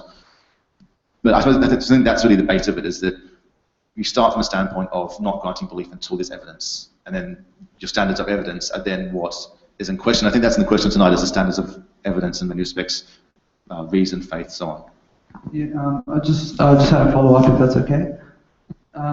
Just with that, because what I heard was just like an expression of like scientism and evidentialism, and I'm sure if you said you're studying philosophy, like in epistemology, isn't it pretty conclusive that those epistemologies are like not valid because they're self-refuting? Like, why would so how did you come to the conclusion that science is the best way to verify something? You know what I mean? So the claim science should be the only reason to believe something itself cannot be scientifically tested, so itself cannot be proven scientifically to be the best reason to believe something. Therefore, it's self-defeating. So it's impossible to be true. And evidentialism in the same way, what evidence can you bring to show that evidence is the best reason to believe something? Two parts of that question is, the first one is, how do we justify science? Am I right in thinking that's part of it? It's how do we justify the scientific methods? And the answer to that really is that it works. It's not just a theoretical idea of this is how we do things. It's this is how we do things, and these are the results we get. Because of science, we've gone from the chariot to the motor engine to the car to the airplane to the space shuttle. It has been a progression of building off of what we know to get to where we are. And if there's any point that the foundations are flawed or inherently faulty, it's been adjusted, readjusted, and kept going. Hence what I said about Newton and Einstein. As Newton got it right, Einstein got it more right. Yes, I'm definitely not disagreeing with you in the sense that science is a good way or a valid way to find truth. The point is that the only way, and is like evidentialism, is that the only way to find truth? So, for example, like the claim that something is beautiful or that I'm a good person, like how is that evidentially proven? You know what I mean? It's not the only way, but it is the best, most reliable way we have. And one of the methods we have from doing that is not just the evidence that it works, it's that it makes predictions that are borne out. The former planet Pluto has an orbital period around the Sun of about 310 or 410 years. We haven't known about it that long, but we can not only predict where it's going to be in thousands, tens of thousands, hundreds of thousands of years, but we can predict it well enough to get the satellite or the probe to go past it close enough to do a spectrometry reading of the atmosphere. It is the predictionary models that are borne out in a reliable sense. That's how we justify that sort of scientific, the scientific method as reliable. It's the most reliable. Is it the best? No, but it is the most reliable method we have. Yeah, I just wanted to address a few claims. So Abraham kindly pointed out the notion of self-refutation when claiming that the scientific method is perhaps the only way to know truth, or the best way at least, because you have to have a foundation for science. We do not use pragmatism to justify science. Science is not used because it works. You can't know something works unless you test it. That's circular. We know science works. Sorry, not that we know science works. We use science, we believe science because of certain assumptions. For example, Isaac Newton, which was responsible for the revolution within the scientific paradigm, believed that the world was intelligible. He believed the world was intelligible because he was a theist. So that's quite important, because if you don't believe that the world is intelligible and that you can actually deduce truth and so on, you're not really going to get anywhere. The problem with the idea of skepticism, that we don't accept any claims, well, you've just accepted a claim. You've accepted that you shouldn't accept any claims. So you have to start with some foundation or some fundamental, that logic exists, the universe is intelligible, our thinking is about real things and so on. But I don't think these relate specifically to the issue. So whether you refute them or not, I don't think really changes anything. I do, however, want to address the actual topic. We haven't answered the question about the definition of faith. To me, if any Christian were to ever say to me, you just have to believe it on faith, I would tell them, I'm sorry, that's not Christianity. I don't know what that is. I don't want to hear about it. St. Paul is very logical within his treatises. He says, if Jesus did not rise, our preaching is useless. So he subjected the entirety of the Christian faith to the logical test. He's basically saying, I'm not going to waste any time with you. If this didn't happen, this is all futile and a waste. So we really should get down to this issue. Can I be a faithful person and still reasonable? I would say absolutely yes, because faith is not a substitute for reason. I think that's the point of contention. I'll just add one very short thing. Just going on the idea of if something works, then we should believe in it. I think studies have shown over and over that people with a religious faith tend to have better health outcomes. Does that not suggest that religion works, and therefore we should believe in it? If the point of religion is health, then yes. But I think if the point of religion is eternal salvation or whatever it might be, then no. The fact that someone might be slightly more relaxed because they believe in they're saved is no more relevant than the fact that a drunkard is more happy than a sober person. It's just not. In terms of what you're saying about the foundations of thing, I think that we agree that the world is intelligible, that there is an actual external world there, and the sort of foundational thing that you're talking about, I think this is perhaps where I missed that in the last question, was that we start from the foundation of the logical absolutes. The logical absolutes being the laws of identity, non-contradiction, and the excluded middle. We then have we then use deduction to get to the next level, which is logic, propositional logic, specifically computational logic. From there you then get mathematics. Mathematics then works in proof. From that you can then get the propositional logic, proposition A, proposition B, therefore C. A, B, therefore C. That is what science is based on. And so the worldview, or that sort of that method that we're using to have the foundation is something called that I use particularly is something called foundherentism, which is a conjunction of foundationalism and coherentism. It's not, there is an obvious issue with foundationalism, there's an obvious issue with coherentism, in that foundationalism is that you have to have a solid foundation to start from. I believe, I exist, I think therefore I am, being one such foundation. Coherentism is that you have to have a coherent worldview, which Star Trek proves that it doesn't mean it has to be sound or applied to reality. Harry Potter being another one. You need both of those. You need the valid reasoning, and you need the sound principles applied to that, and that is where the science comes into it. Okay, we're going to move on. Next question. Who's got the microphone? Thank you.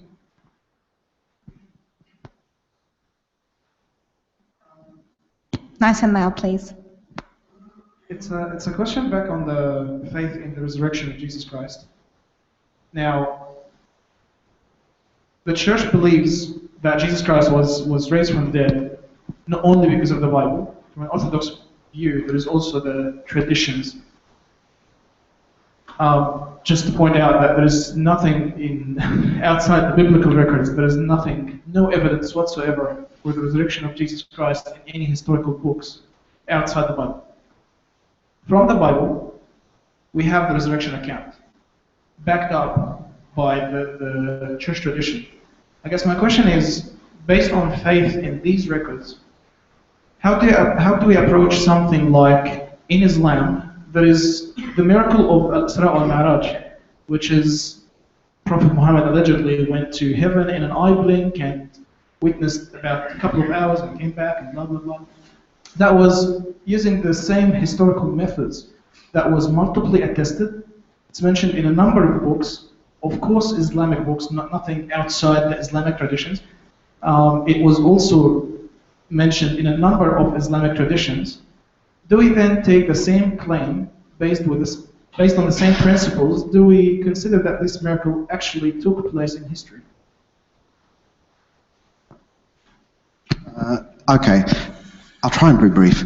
One is, there are two very different kinds of events. For me to say to you, oh, you know, I can just close my eyes now for 2 minutes, open my eyes and say, oh, I've been to paradise and blah, blah, blah, blah, blah. Okay? That's a very different thing to seeing me die, seeing me expire, carrying my dead body in your hands, embalming it, sticking stuff down its throat, so it definitely can't breathe, putting it in a stone tomb, and then a few days later seeing that person that you've entombed standing in front of you. They're two very different events. So I don't think you can really compare those two miracles. The second thing I would say to you, I'm sorry, no, I've forgotten the second thing I was going to say. I'm sorry, I'm a bit tired. Maybe that's better for you guys that I'm... We're going to move on. Next question. I will take one right at the back.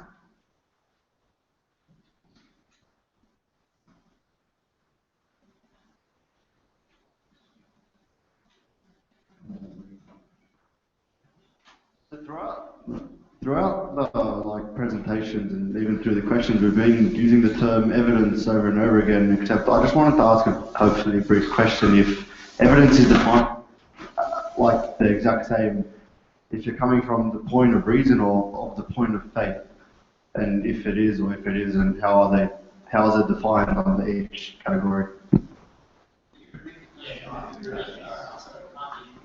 So is evidence defined as the same thing whether you come from the point of reason or from the point of faith?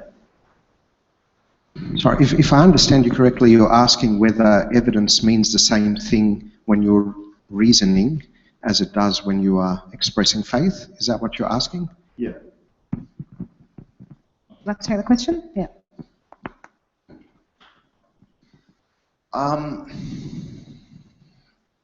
It's not, evidence is not sort of an encapsulating term. There's something we have called standards of evidence. For one, is the standard of evidence differs between one. So you can have scientific evidence, which is of a very high standard of repeatability, falsifiability, and predictability. Or you can have very, very low standards of evidence, such as anecdotal, testimonial. Any lawyer will tell you that the easiest evidence to refute is witness evidence, eyewitness testimony.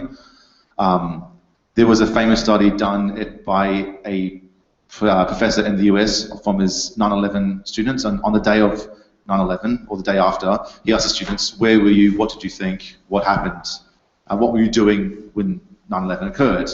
He did the same thing 2 years later, 5 years later, 10 years later. By the 10-year mark, 60% of the people looked at the answers they'd given at the day after and went, that's not what happened. So the testimonial evidence is one that we find very unreliable compared to scientific evidence. There's also this different idea of sort of spiritual evidence. Now, you can have a spiritual experience, I suppose. You can have a personal revelation that might indeed justify God or Jesus or the rest of it to you. But unless we all get our own individual Damascus Road experiences or Damascus Road evidence, we're not justified in believing based on someone else's Damascus Road experience. It is a necessarily first-person evidence compared to other forms of evidence. And I suppose that really is it. It's the standards of evidence and where that comes into it. I'll just add something. I think everybody here today agrees that evidence is a good idea. I don't think anyone disagrees with that. The question, I think, is how much weight do we give to different kinds of evidence? And I think that's maybe one of the things that we're disagreeing about. And what I'll suggest to you is, going back to the resurrection thing, I've actually remembered what I wanted to say to you. Okay. We shouldn't, I think we sometimes dismiss the Bible documents far, far too quickly. Are they good evidence?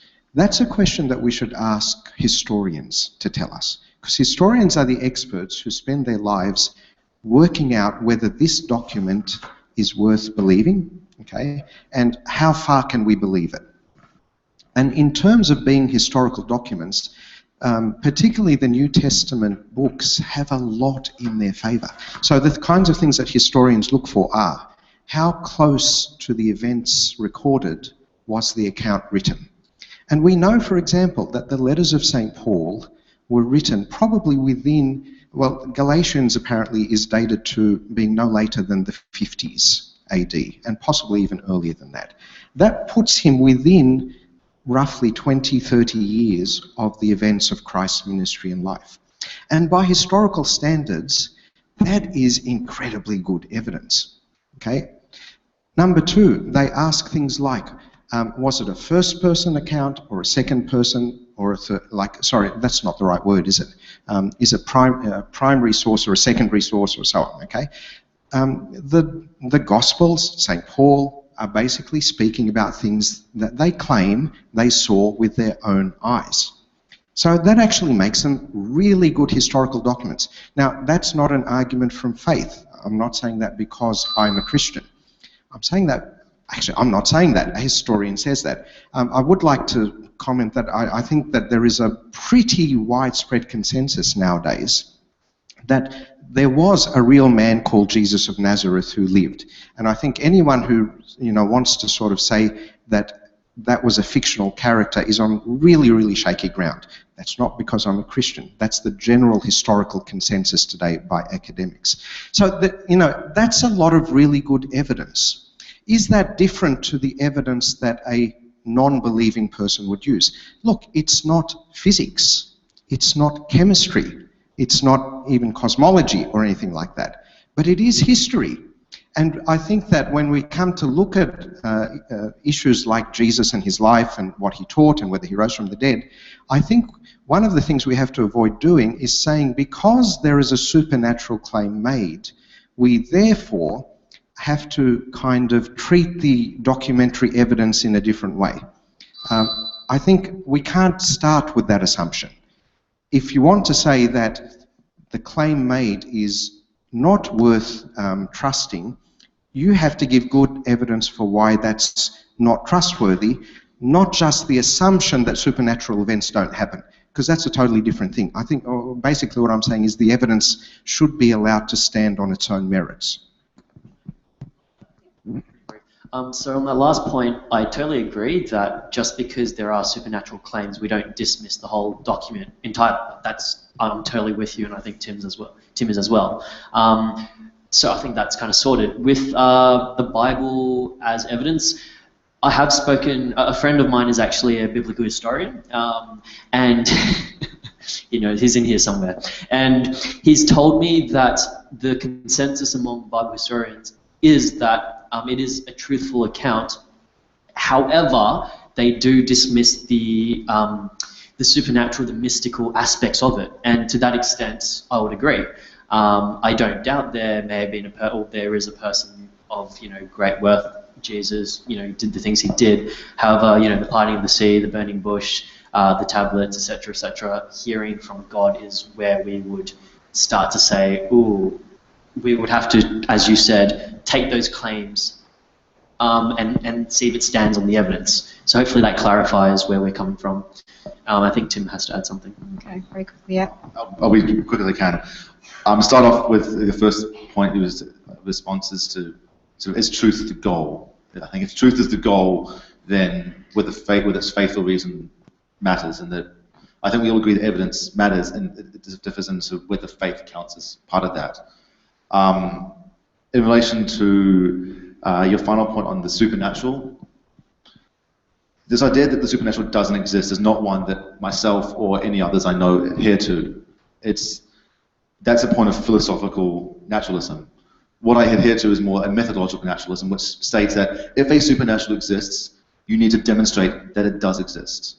We all agree that the natural world exists. The disagreement is whether the supernatural world then exists, and you need to demonstrate that it is a fact. When it comes to sort of the biblical evidence of what you're talking about, I won't get into the historicity of the Bible or Jesus or the rest of it, but I will say that testimonial evidence, anecdotal evidence, is a rather flawed process, which is demonstrated by the fact that we can go and talk to people firsthand who believe and claim that they were abducted by aliens, and yet we still dismiss it.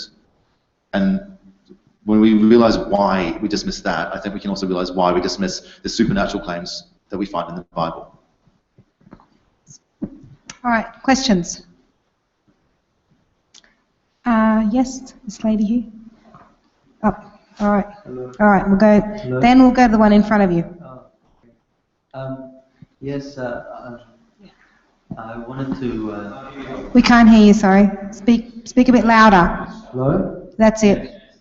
I just wanted to try and not necessarily divert, but make a suggestion as to make a suggestion as to where we're coming from. We seem to be concentrating a lot on the religious aspects, when the concept of the matter was, can faith and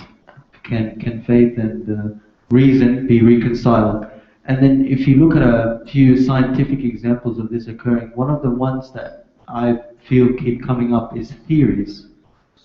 Yes, where do theories fit in with this? Where do theories fit in with this? It's a perfect example of reasoning about something, and then you have faith that it's true, but you can't actually reason that it's completely true. Where do theories fit in with this? Scientific theories? Yes. Fit in with what? They are an example of reason and faith working together, being reconciled. We haven't fully proven that something is true, but there's a faith aspect involved with it. I think that comes to the conflation of the terms in faith in and faith that. A theory is the highest point of science. It is the graduation point of everything we do with science. The theory of gravity, the theory of evolution, the theory of the germ theory of disease, these are the highest points, the points that science aims to get. Any hypothesis we make, the goal, the ultimate goal is to become a theory, so to speak, if hypotheses could have wishes and desires. There's a difference between, as Edward was pointing out, there's a difference between the layman's term theory and the scientific theory.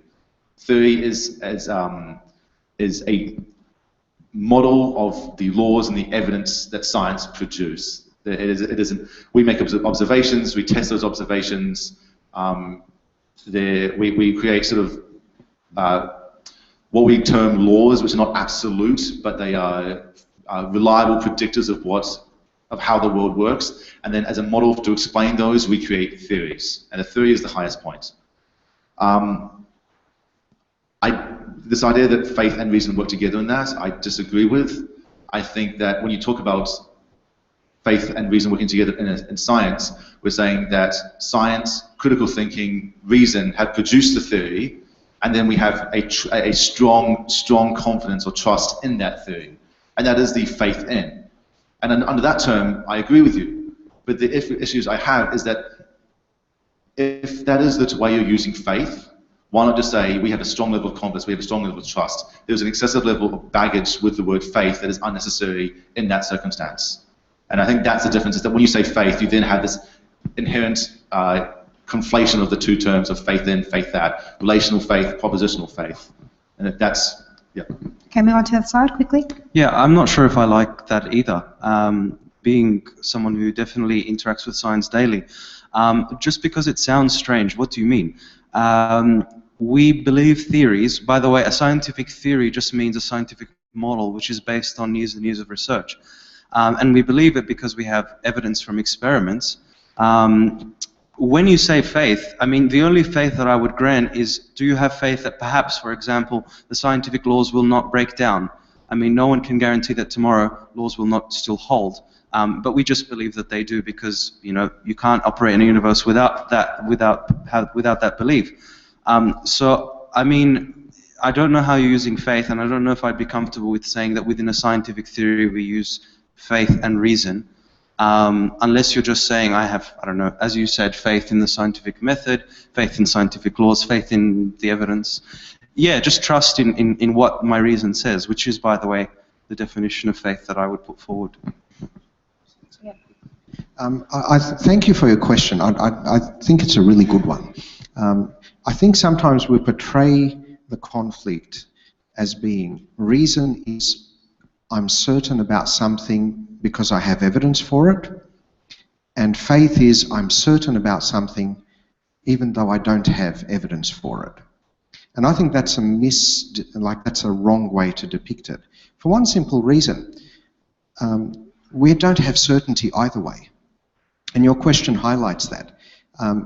Scientific knowledge is not certainty. It is, and I think I'm sure Tim and Ed will agree with me, and Paul as well. What science gives us is better or worse models. And the best thing we can do in science is to improve our models. You know, Newton's models were pretty good. but the best thing we could do is improve it to Einstein's, and one day we'll have a general theory of everything, we hope, and that'll be an even greater improvement. Even that will not be certainty. Unfortunately, it's our human nature to desire certainty. Okay, we don't like being uncertain. We don't like that feeling. And so it is possible for the scientist, okay, the scientismist, the person who puts, the person who says, science gives me certainty, okay, and I'm sure we agree with this. I don't think you're going to disagree with me. He's wrong. He's wrong to say that. We don't have certainty. In the end, the real difference, I think, between reason and religious faith is that question of, is this kind of evidence trustworthy or not? And then you have to ask, well, what kinds of evidence does the religious person use to get to it? And again, here I would just like to say, it's not just evidence from authority. I don't just believe in God because someone told me to. I think most thinking Christians would say we have lots of other reasons. It's not just because I've been told. Thank you. All right, 2 more questions because we are running out of time. You had a question? Hand up. There she is. So throughout history, particularly Orthodox Christians, we believe that martyrs died for the sake of Christ and what they believe in. So how can your reasoning kind of prove that what they died for was just something that we kind of can't think of anymore, something that's considered rubbish, like they died for something that might not have happened, for example, the resurrection, which obviously caused a lot of debate. So how can your reasoning believe that your faith is true about that they died for wasn't true? I think that in answer to that, you look at things of what other people have died in as well. It's not just that I'm rejecting what... People do a lot of things for good reasons and bad reasons. I hate to use the example of 9/11, but that is the most recent major example that we have. Is people died for their beliefs.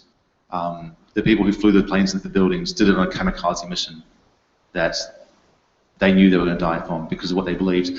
And from what I understand, none of us adhere to those beliefs here today. We all think that they were mistaken. The same thing is true of the nationalistic beliefs people die for, the Japanese kamikaze bombers, people who died for Kublai Khan's and Genghis Khan's empire expansion. Same with Julius Caesar's expansion, Alexander the Great. People die for beliefs that they have rather frequently. And I think we can all agree that people, some people, many people die for beliefs that are false, wrong, or slightly, I don't think nationalism is a good reason to die, for instance.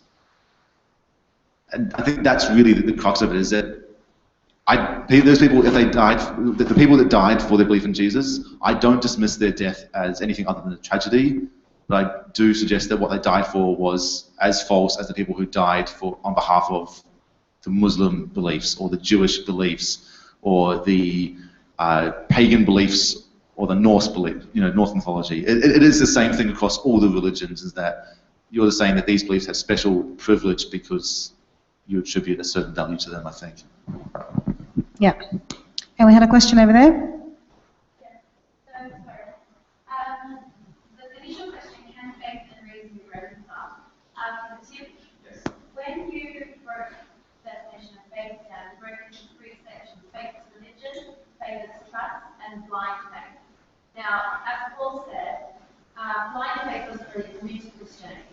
So we would take that out of the equation completely and just look at the first 2 definitions, which I really kind of agree with what Father Antonius said. Faith is religion being the proposition of faith, and faith is trust being relational faith. So if we take it back to those 2 definitions, would you agree that faith actually can work with reason, that 2 can be reconciled? If we took blind faith out of the equation. Perhaps it might be better if I rephrase blind faith to faith as evidence. Faith as trust, as I said to the gentleman before about whether theory is science, is reason and faith working together. I agree that faith as trust is something that we can apply. I just think that we don't need the label faith for it. It is a label that carries baggage with it that is unnecessary. I don't think there's any confusion of the first one, faith as religion, and blind faith, I think, is where the issue is that I think that if you take the word faith as trust, replace the word faith in your religious beliefs as the word trust, you're trusting in the evidence, you're trusting in certain models or beliefs, you then have to examine the evidence. And if you get down to the fact where you reject all the evidence and you say you just have to have faith in, I think that's where the disagreement lies, is that the use of the word faith along that path. I'm not saying you. I'm saying that substitute the word faith for trust. No, I'm saying if you look at your belief system, and you say that you have faith in Jesus, and replace that word faith for trust. I have trust in Jesus. And you go through that. You then examine all the evidence, saying, replacing that word faith where you find it for trust. If you at any point you use the word trust as the evidence itself, that is a disagreement. I don't.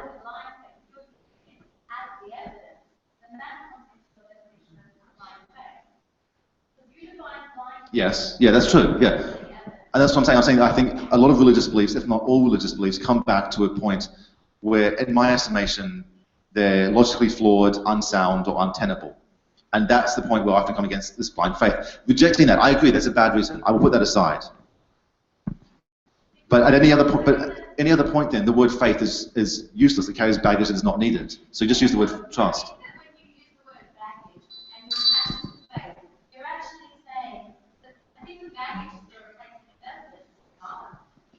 What do you mean by replacing of evidence?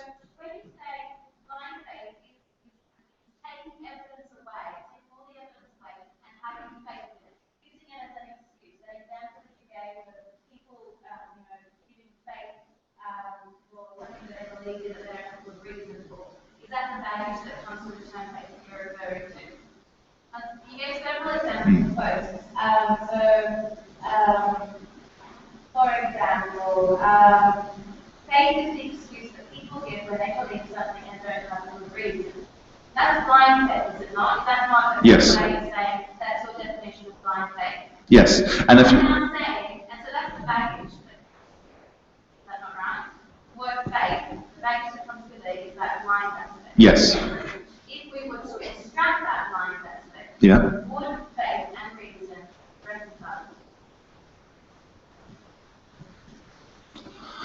If you extract the blind faith in all circumstances, then yes, but it's not faith anymore.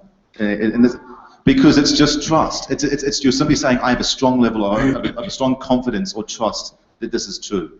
And it's no longer, in any sense, a pathway to truth. And if truth is the goal, then that matters. So that the first two definitions of faith that you gave are inaccurate? No, I'm not saying that they're not. I'm not saying the definitions of faith. I'm saying they're usages of the word faith. And that perhaps that was I should have made that a bit more clear. In that I'm not saying that this is what faith is. That definition you gave of,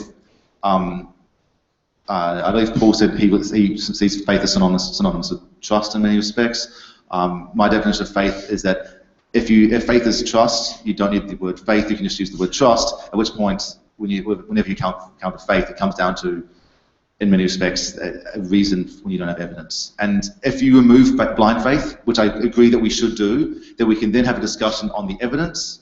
And if that evidence is borne out to be faulty, flawed, fallacious, the rest of it, at that point, you can no longer fall back on faith as a justification. You then have to say, okay, the evidence doesn't bear out my conclusion.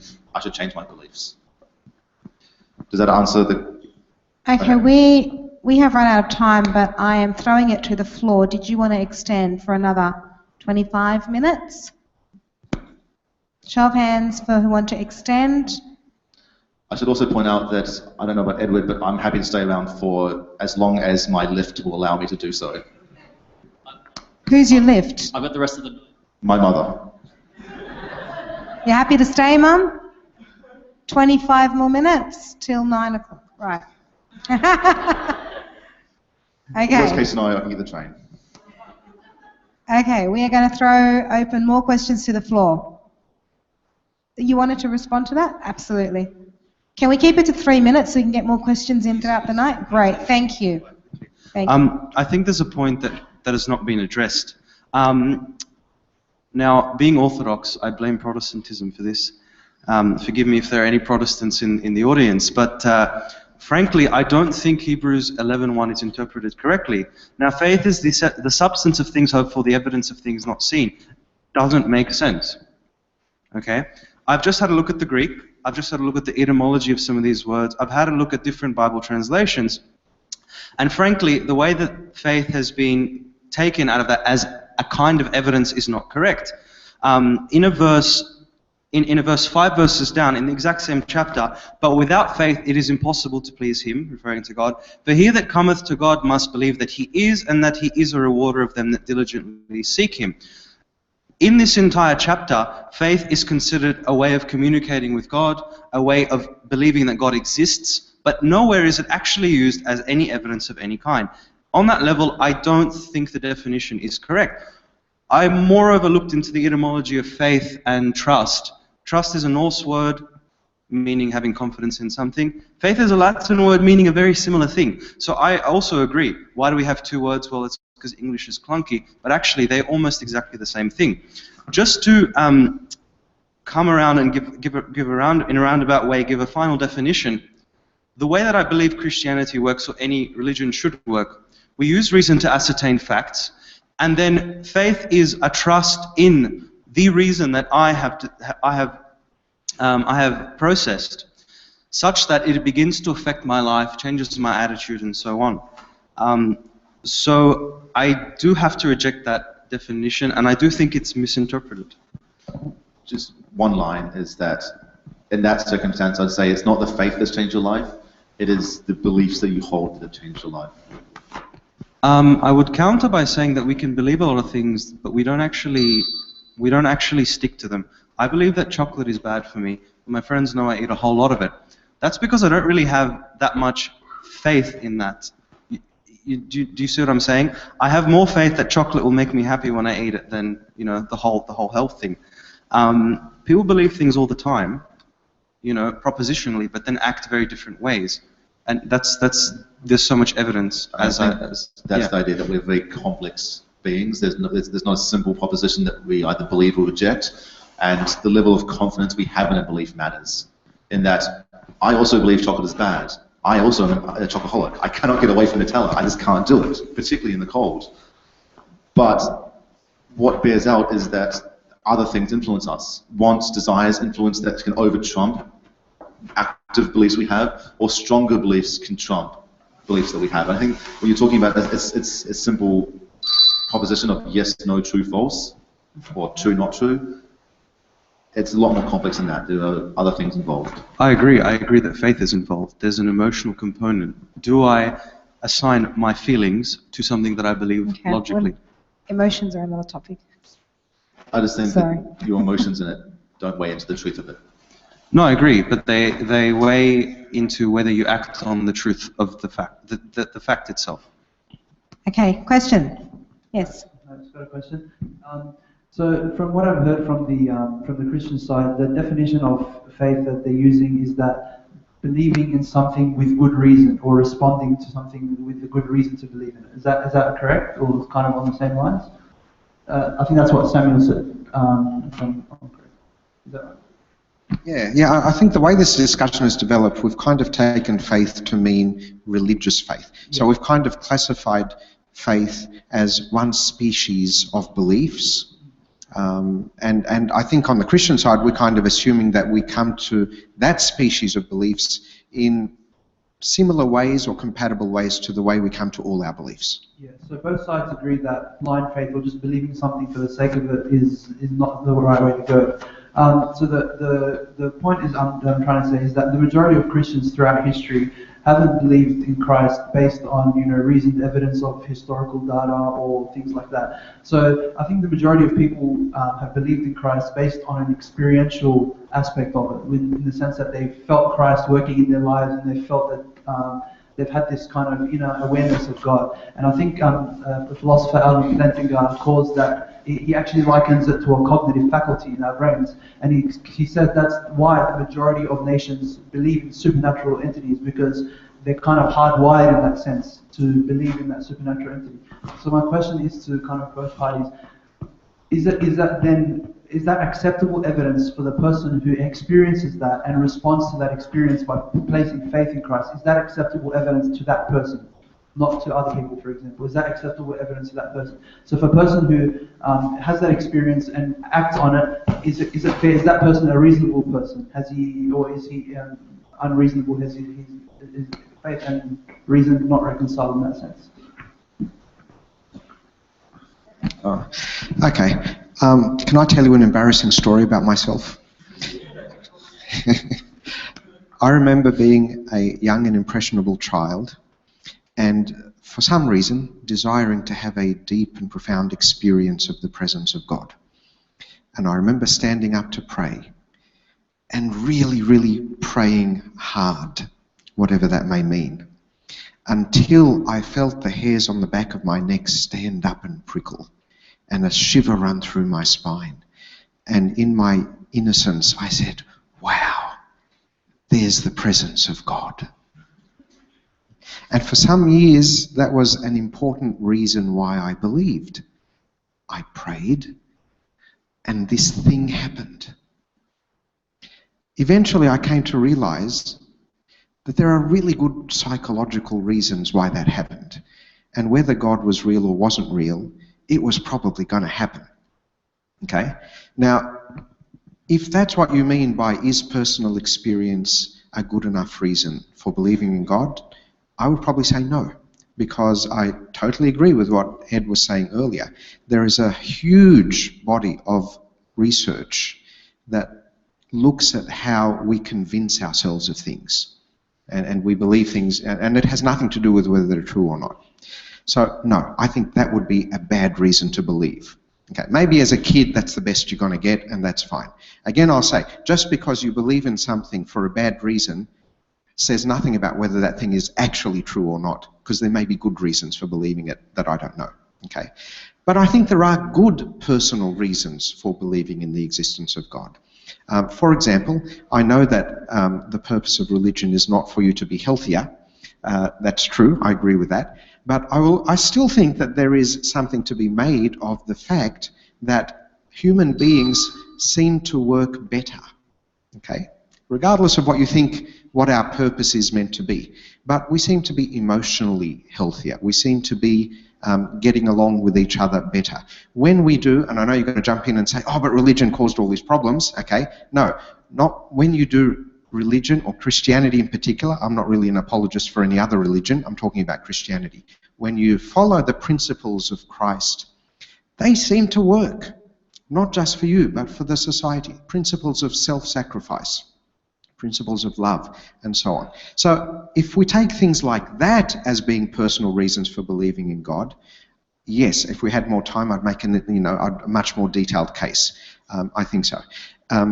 Whether you can transfer that to somebody else believing in it, I think that's a much shakier question to ask. Because in the end, my experience is not transferable to somebody else. I think everyone has to have their own experiences. So just real quickly to Father Antonius, so you said something about how the effects, the positive effects of religion has some bearing to, I guess, its usefulness or its truthfulness. Am I misrepresenting that, or is that correct? Okay.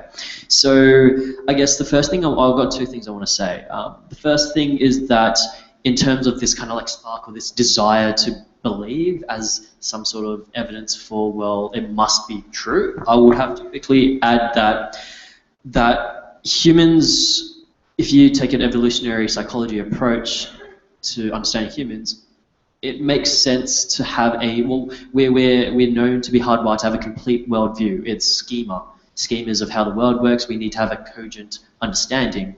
And I think Dawkins puts it very well, and he says something along the lines of, our minds don't care about if it's accurate as long as it's complete. Any optical illusion is an example of that. When our brains can't comprehend it, it fills it in. There's no static or there's no data. It's always complete until your brain makes sense of it and it flips. For example, that face that turns in and out, or like a cube that you can see as 3D but in different ways. Clear examples of how the brain has to at least accept something, even if it's wrong, before using rationality, logic, evidence to correct it and have a more accurate worldview. So I guess, yeah, I'd say there's an evolutionary reason for why we do have this impulse. It's not clearly talked into, but it's one gaining evidence theory. I do think that there may be a bit of a logical fallacy, though, in that argument, in the sense that just because I may have evolutionarily come to do something, that doesn't really say anything about whether that thing that I do actually tracks reality or not. For example, there are many things that we are evolutionarily, we've come to do that actually do reflect reality. So, for example, we've come to desire food. Okay. Now, that tracks the reality that if you don't get certain nutrients into your body, you're probably going to die. Just because that happened to come about by an evolutionary process says nothing about whether about the reality of the thing that I'm actually doing. Oh, I totally agree. I have no contention there. I guess where we're divided is that you're saying that this kind of impulse is in some way indicative of our inherent desire to, and all I'm saying is that can, instead of that being having a god or religion as being true, it can be explained by something more reasonable or more likely. So I'm giving you that. I'm saying, yes, fine, that's great. That may be the case. However, there's this other more reasonable explanation, and until there's further evidence, oh wow, that changes a lot. Until there's further evidence, we have to just stick with whatever has the most amount of evidence. And really quickly on the second point, I think that further carries on to the fact that just shows how powerful the belief, like how belief can change your, I guess, health and such, or it makes you feel good and whatnot. It has psychosomatic indicators you can measure. That's perfectly, I accept that. However, I think that more shows that our minds are very powerful, and this is the point, the placebo effect, how beliefs and such can have such a great effect that we can, sometimes wish ourselves to be better, or delude ourselves into multitude of things. But hopefully that kind of bears a bit of light on that, and I think Tim wants to contribute. All right. I'd like to add my own personal experience, if I may. I had a similar personal experience when I was young. Well, I remember feeling that sort of what I termed the Holy Spirit, and I had that prickly feeling. I was sort of almost awe, or euphoria almost. Yes, me too. But I've had that experience since being an atheist as well. It's not a monopoly within religion, and one example is in the final few chapters of Harry Potter, when this entire series is summing up, and he's walking to his death. I felt that. It was almost a deep experience I had, and recently my friends got me one of the coolest gifts I had for my birthday, which was a telescope, and we went away last weekend, and I used it and used the telescope, saw the moon, saw some of the stars out in Port Stephens. Similar experience. Hairs in the back of my neck. I had it's not something that I can attribute. So I agree with you that doesn't constitute evidence. What you say about religion providing benefits, that may be true in some circumstances, but it's also false in others. For instance, within the US, in the atheistic population or the non-believing population of the US, the divorce rates are significantly lower than they are among the fundamentalist Christians, the deeply believing. And there are other things along with that, health and societal otherwise. This idea that we have our principles of love and self and morality that come from the church, it's not necessarily true either. As an atheist, I didn't suddenly become less moral when I became an atheist. They're not principles that stem from, they've been here long before, and they've grown outside of as well as within the church. There's no monopoly on that by the church, and neither is this idea of self-sacrifice or anything like that. I've got, my parents did a lot of self-sacrifice for me, and it wasn't a religious purpose. There's a lot of things that, for a long point of it, yes, not anymore for, I believe, both of them, but I'm not going to speak on their behalf. I get that. I just don't want to speak on their behalf and get sort of chewed up later. But that's my point, is that there's no monopoly on these principles of love, self-sacrifice, morality within the church. And so to say that that's a benefit that comes from religious belief, I'd have to disagree with you there, as I would with this idea that having a believer makes you healthier, as Edward so rightly pointed out with the placebo effect. Yeah, thank you for pulling me up on that. That's actually not what I was wanting to say. And I've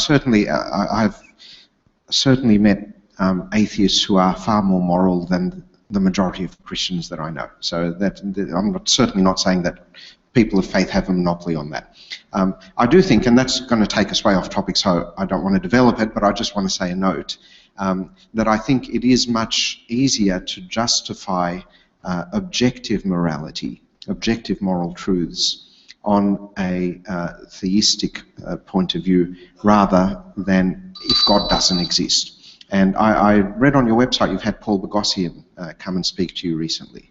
And he's one of the people who's influenced me very strongly on this, as I'm sure he probably said to you. He's made a very strong argument that really we only have two options: either nihilism, there is no objective moral truth, or there are objective moral truths. But things like relativism, you know, what's true for me may not be true for you, basically that's not a goer kind of thing.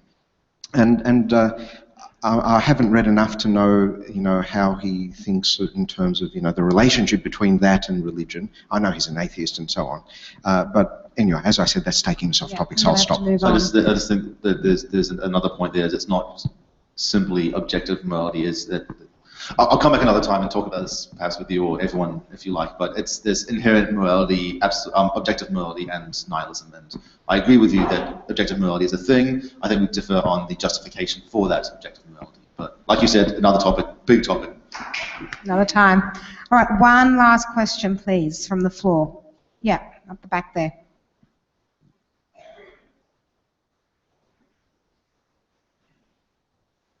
Keep your hand up.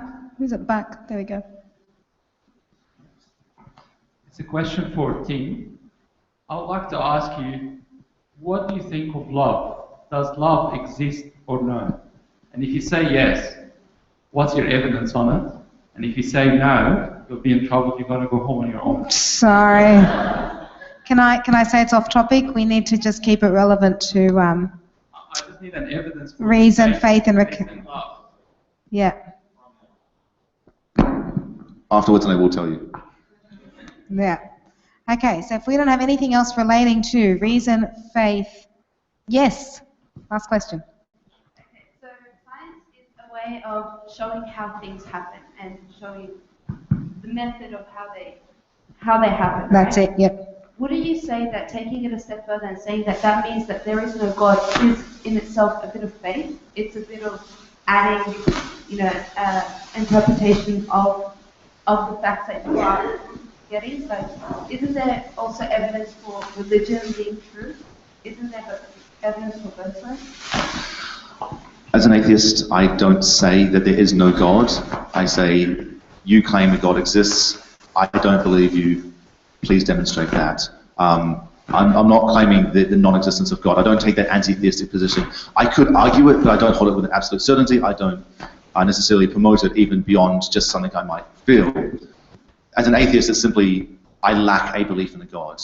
To make this perhaps clear, so we take a courtroom analogy, where when someone is accused of being guilty, or God is accused of being existent, we don't judge based on guilt or innocence. We're based on guilt or not guilt. If someone's not guilty, that does not automatically mean they are innocent. So another analogy is sort of a famous one is sort of blades of grass on a field. If I go out to a football field and you say there's an even number of blades of grass on this field, I'll say, what's your evidence? I don't agree with that. I don't believe there's an even number. Doesn't mean I think that you're false or you're wrong. It just means I don't have the evidence to support that claim. And as an atheist, I'm not saying that God doesn't exist. I'm saying that the evidence that I used to feel, the evidence that I've seen, that I've been presented with, doesn't bear out as sound or unfallacious or valid. Really. Say something? Yep. You want to reply? Yeah, sure. Yep. The question of God is largely philosophical, and science is based in a naturalistic philosophy. In that mode, science cannot say anything about God. It does not prove or disprove God, and Lawrence Krauss said this on Q&A the other night. So I would not ever look to science for the question of God, because science assumes that God does not exist, or assumes at least that God's existence is not relevant to science, and just goes ahead. You would have to go back and ask yourself questions of, being and existence and so on. So science is not the place to go, I think. That hand's not going down, is it? Okay, definite last one.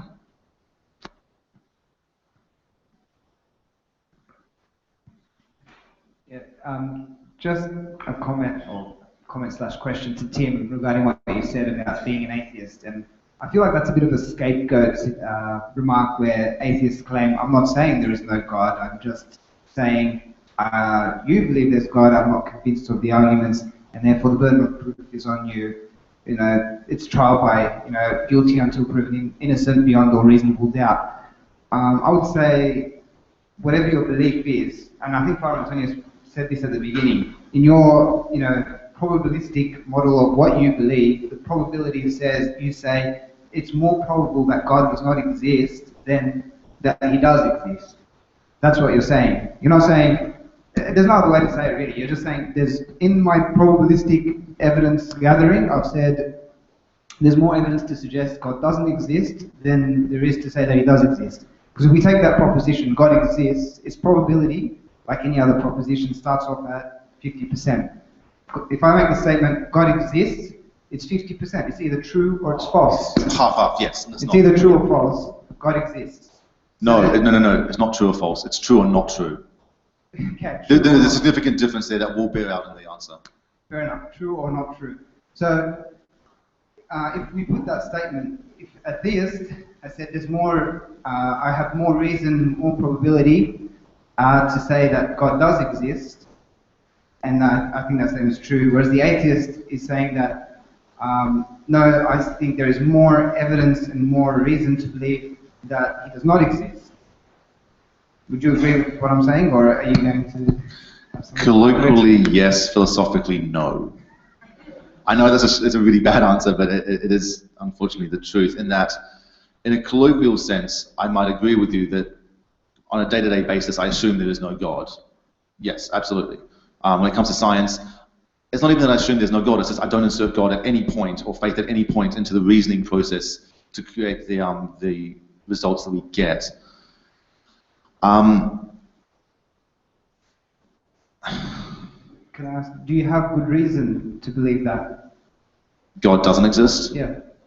This is an anti-theistic position which I'm not really, I don't like pushing, but I will say that this idea that in the absence of evidence is evidence of absence.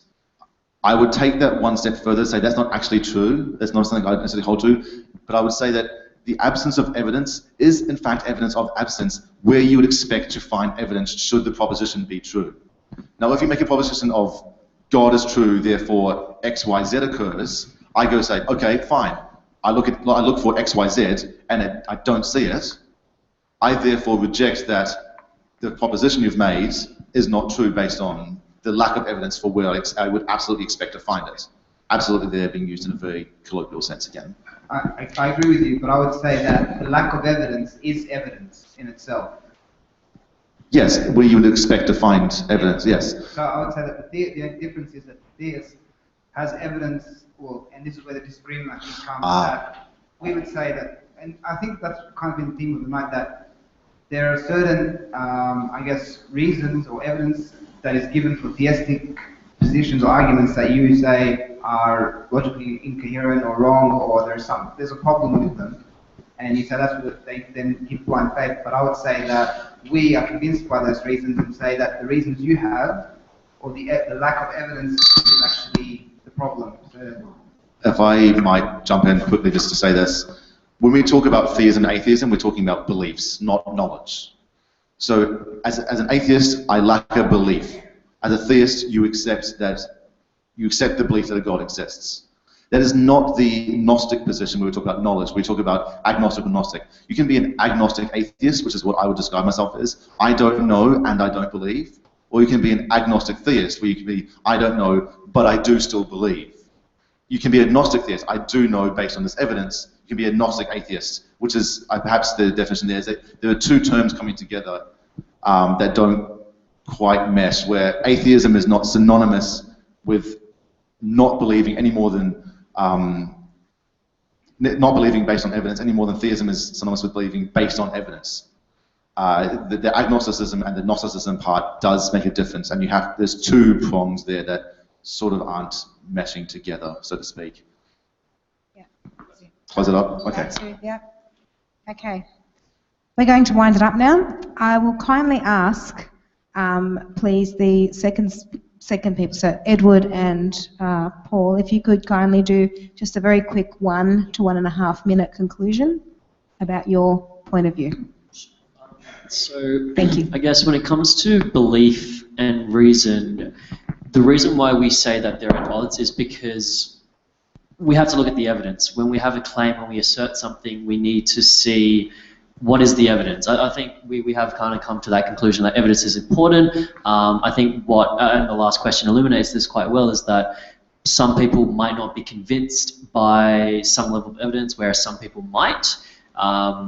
And I guess that's a question of, looking at what is a good argument, looking at the foundations of logic and reason, and trying to be really aware of human psychology. We are so rife with biases, with just cognitive dissonance, for example, that it often clouds our judgment. But I encourage anyone to just really look into, why they think the way they think. That's the biggest one. Instead of starting with a conclusion, start with a clean slate and then just, question everything, I guess is what I want to say. But again, coming back to the question, it's about evidence. What is the evidence? Having sound reasons and logic to underlie that is why we think they don't mesh well, because they're at odds. Yeah. Thank you. Paul. I'll just start by saying we agree with Edward in that we should be testing everything. St. Paul tells us to test the Spirit at all times, because there are always people trying to lead us astray. I would say that there is good evidence for the Christian faith, but that's not something we've examined tonight, so we can't really explore that. But more importantly, that faith and reason do not they can be reconciled simply in that, through definition, reason is the process of processing facts, coming to new facts from old ones. If you have good reason, then you should have faith in that reason. You should have faith in those beliefs. And faith is the emotional component which changes your attitude and makes you actually go ahead and act on your beliefs. And I would leave it there. Thank you very much. I would like to thank the panel this evening, and I'd like to thank the audience for being a very interactive audience and even extending to that session. Could you please thank our panel for coming out this evening?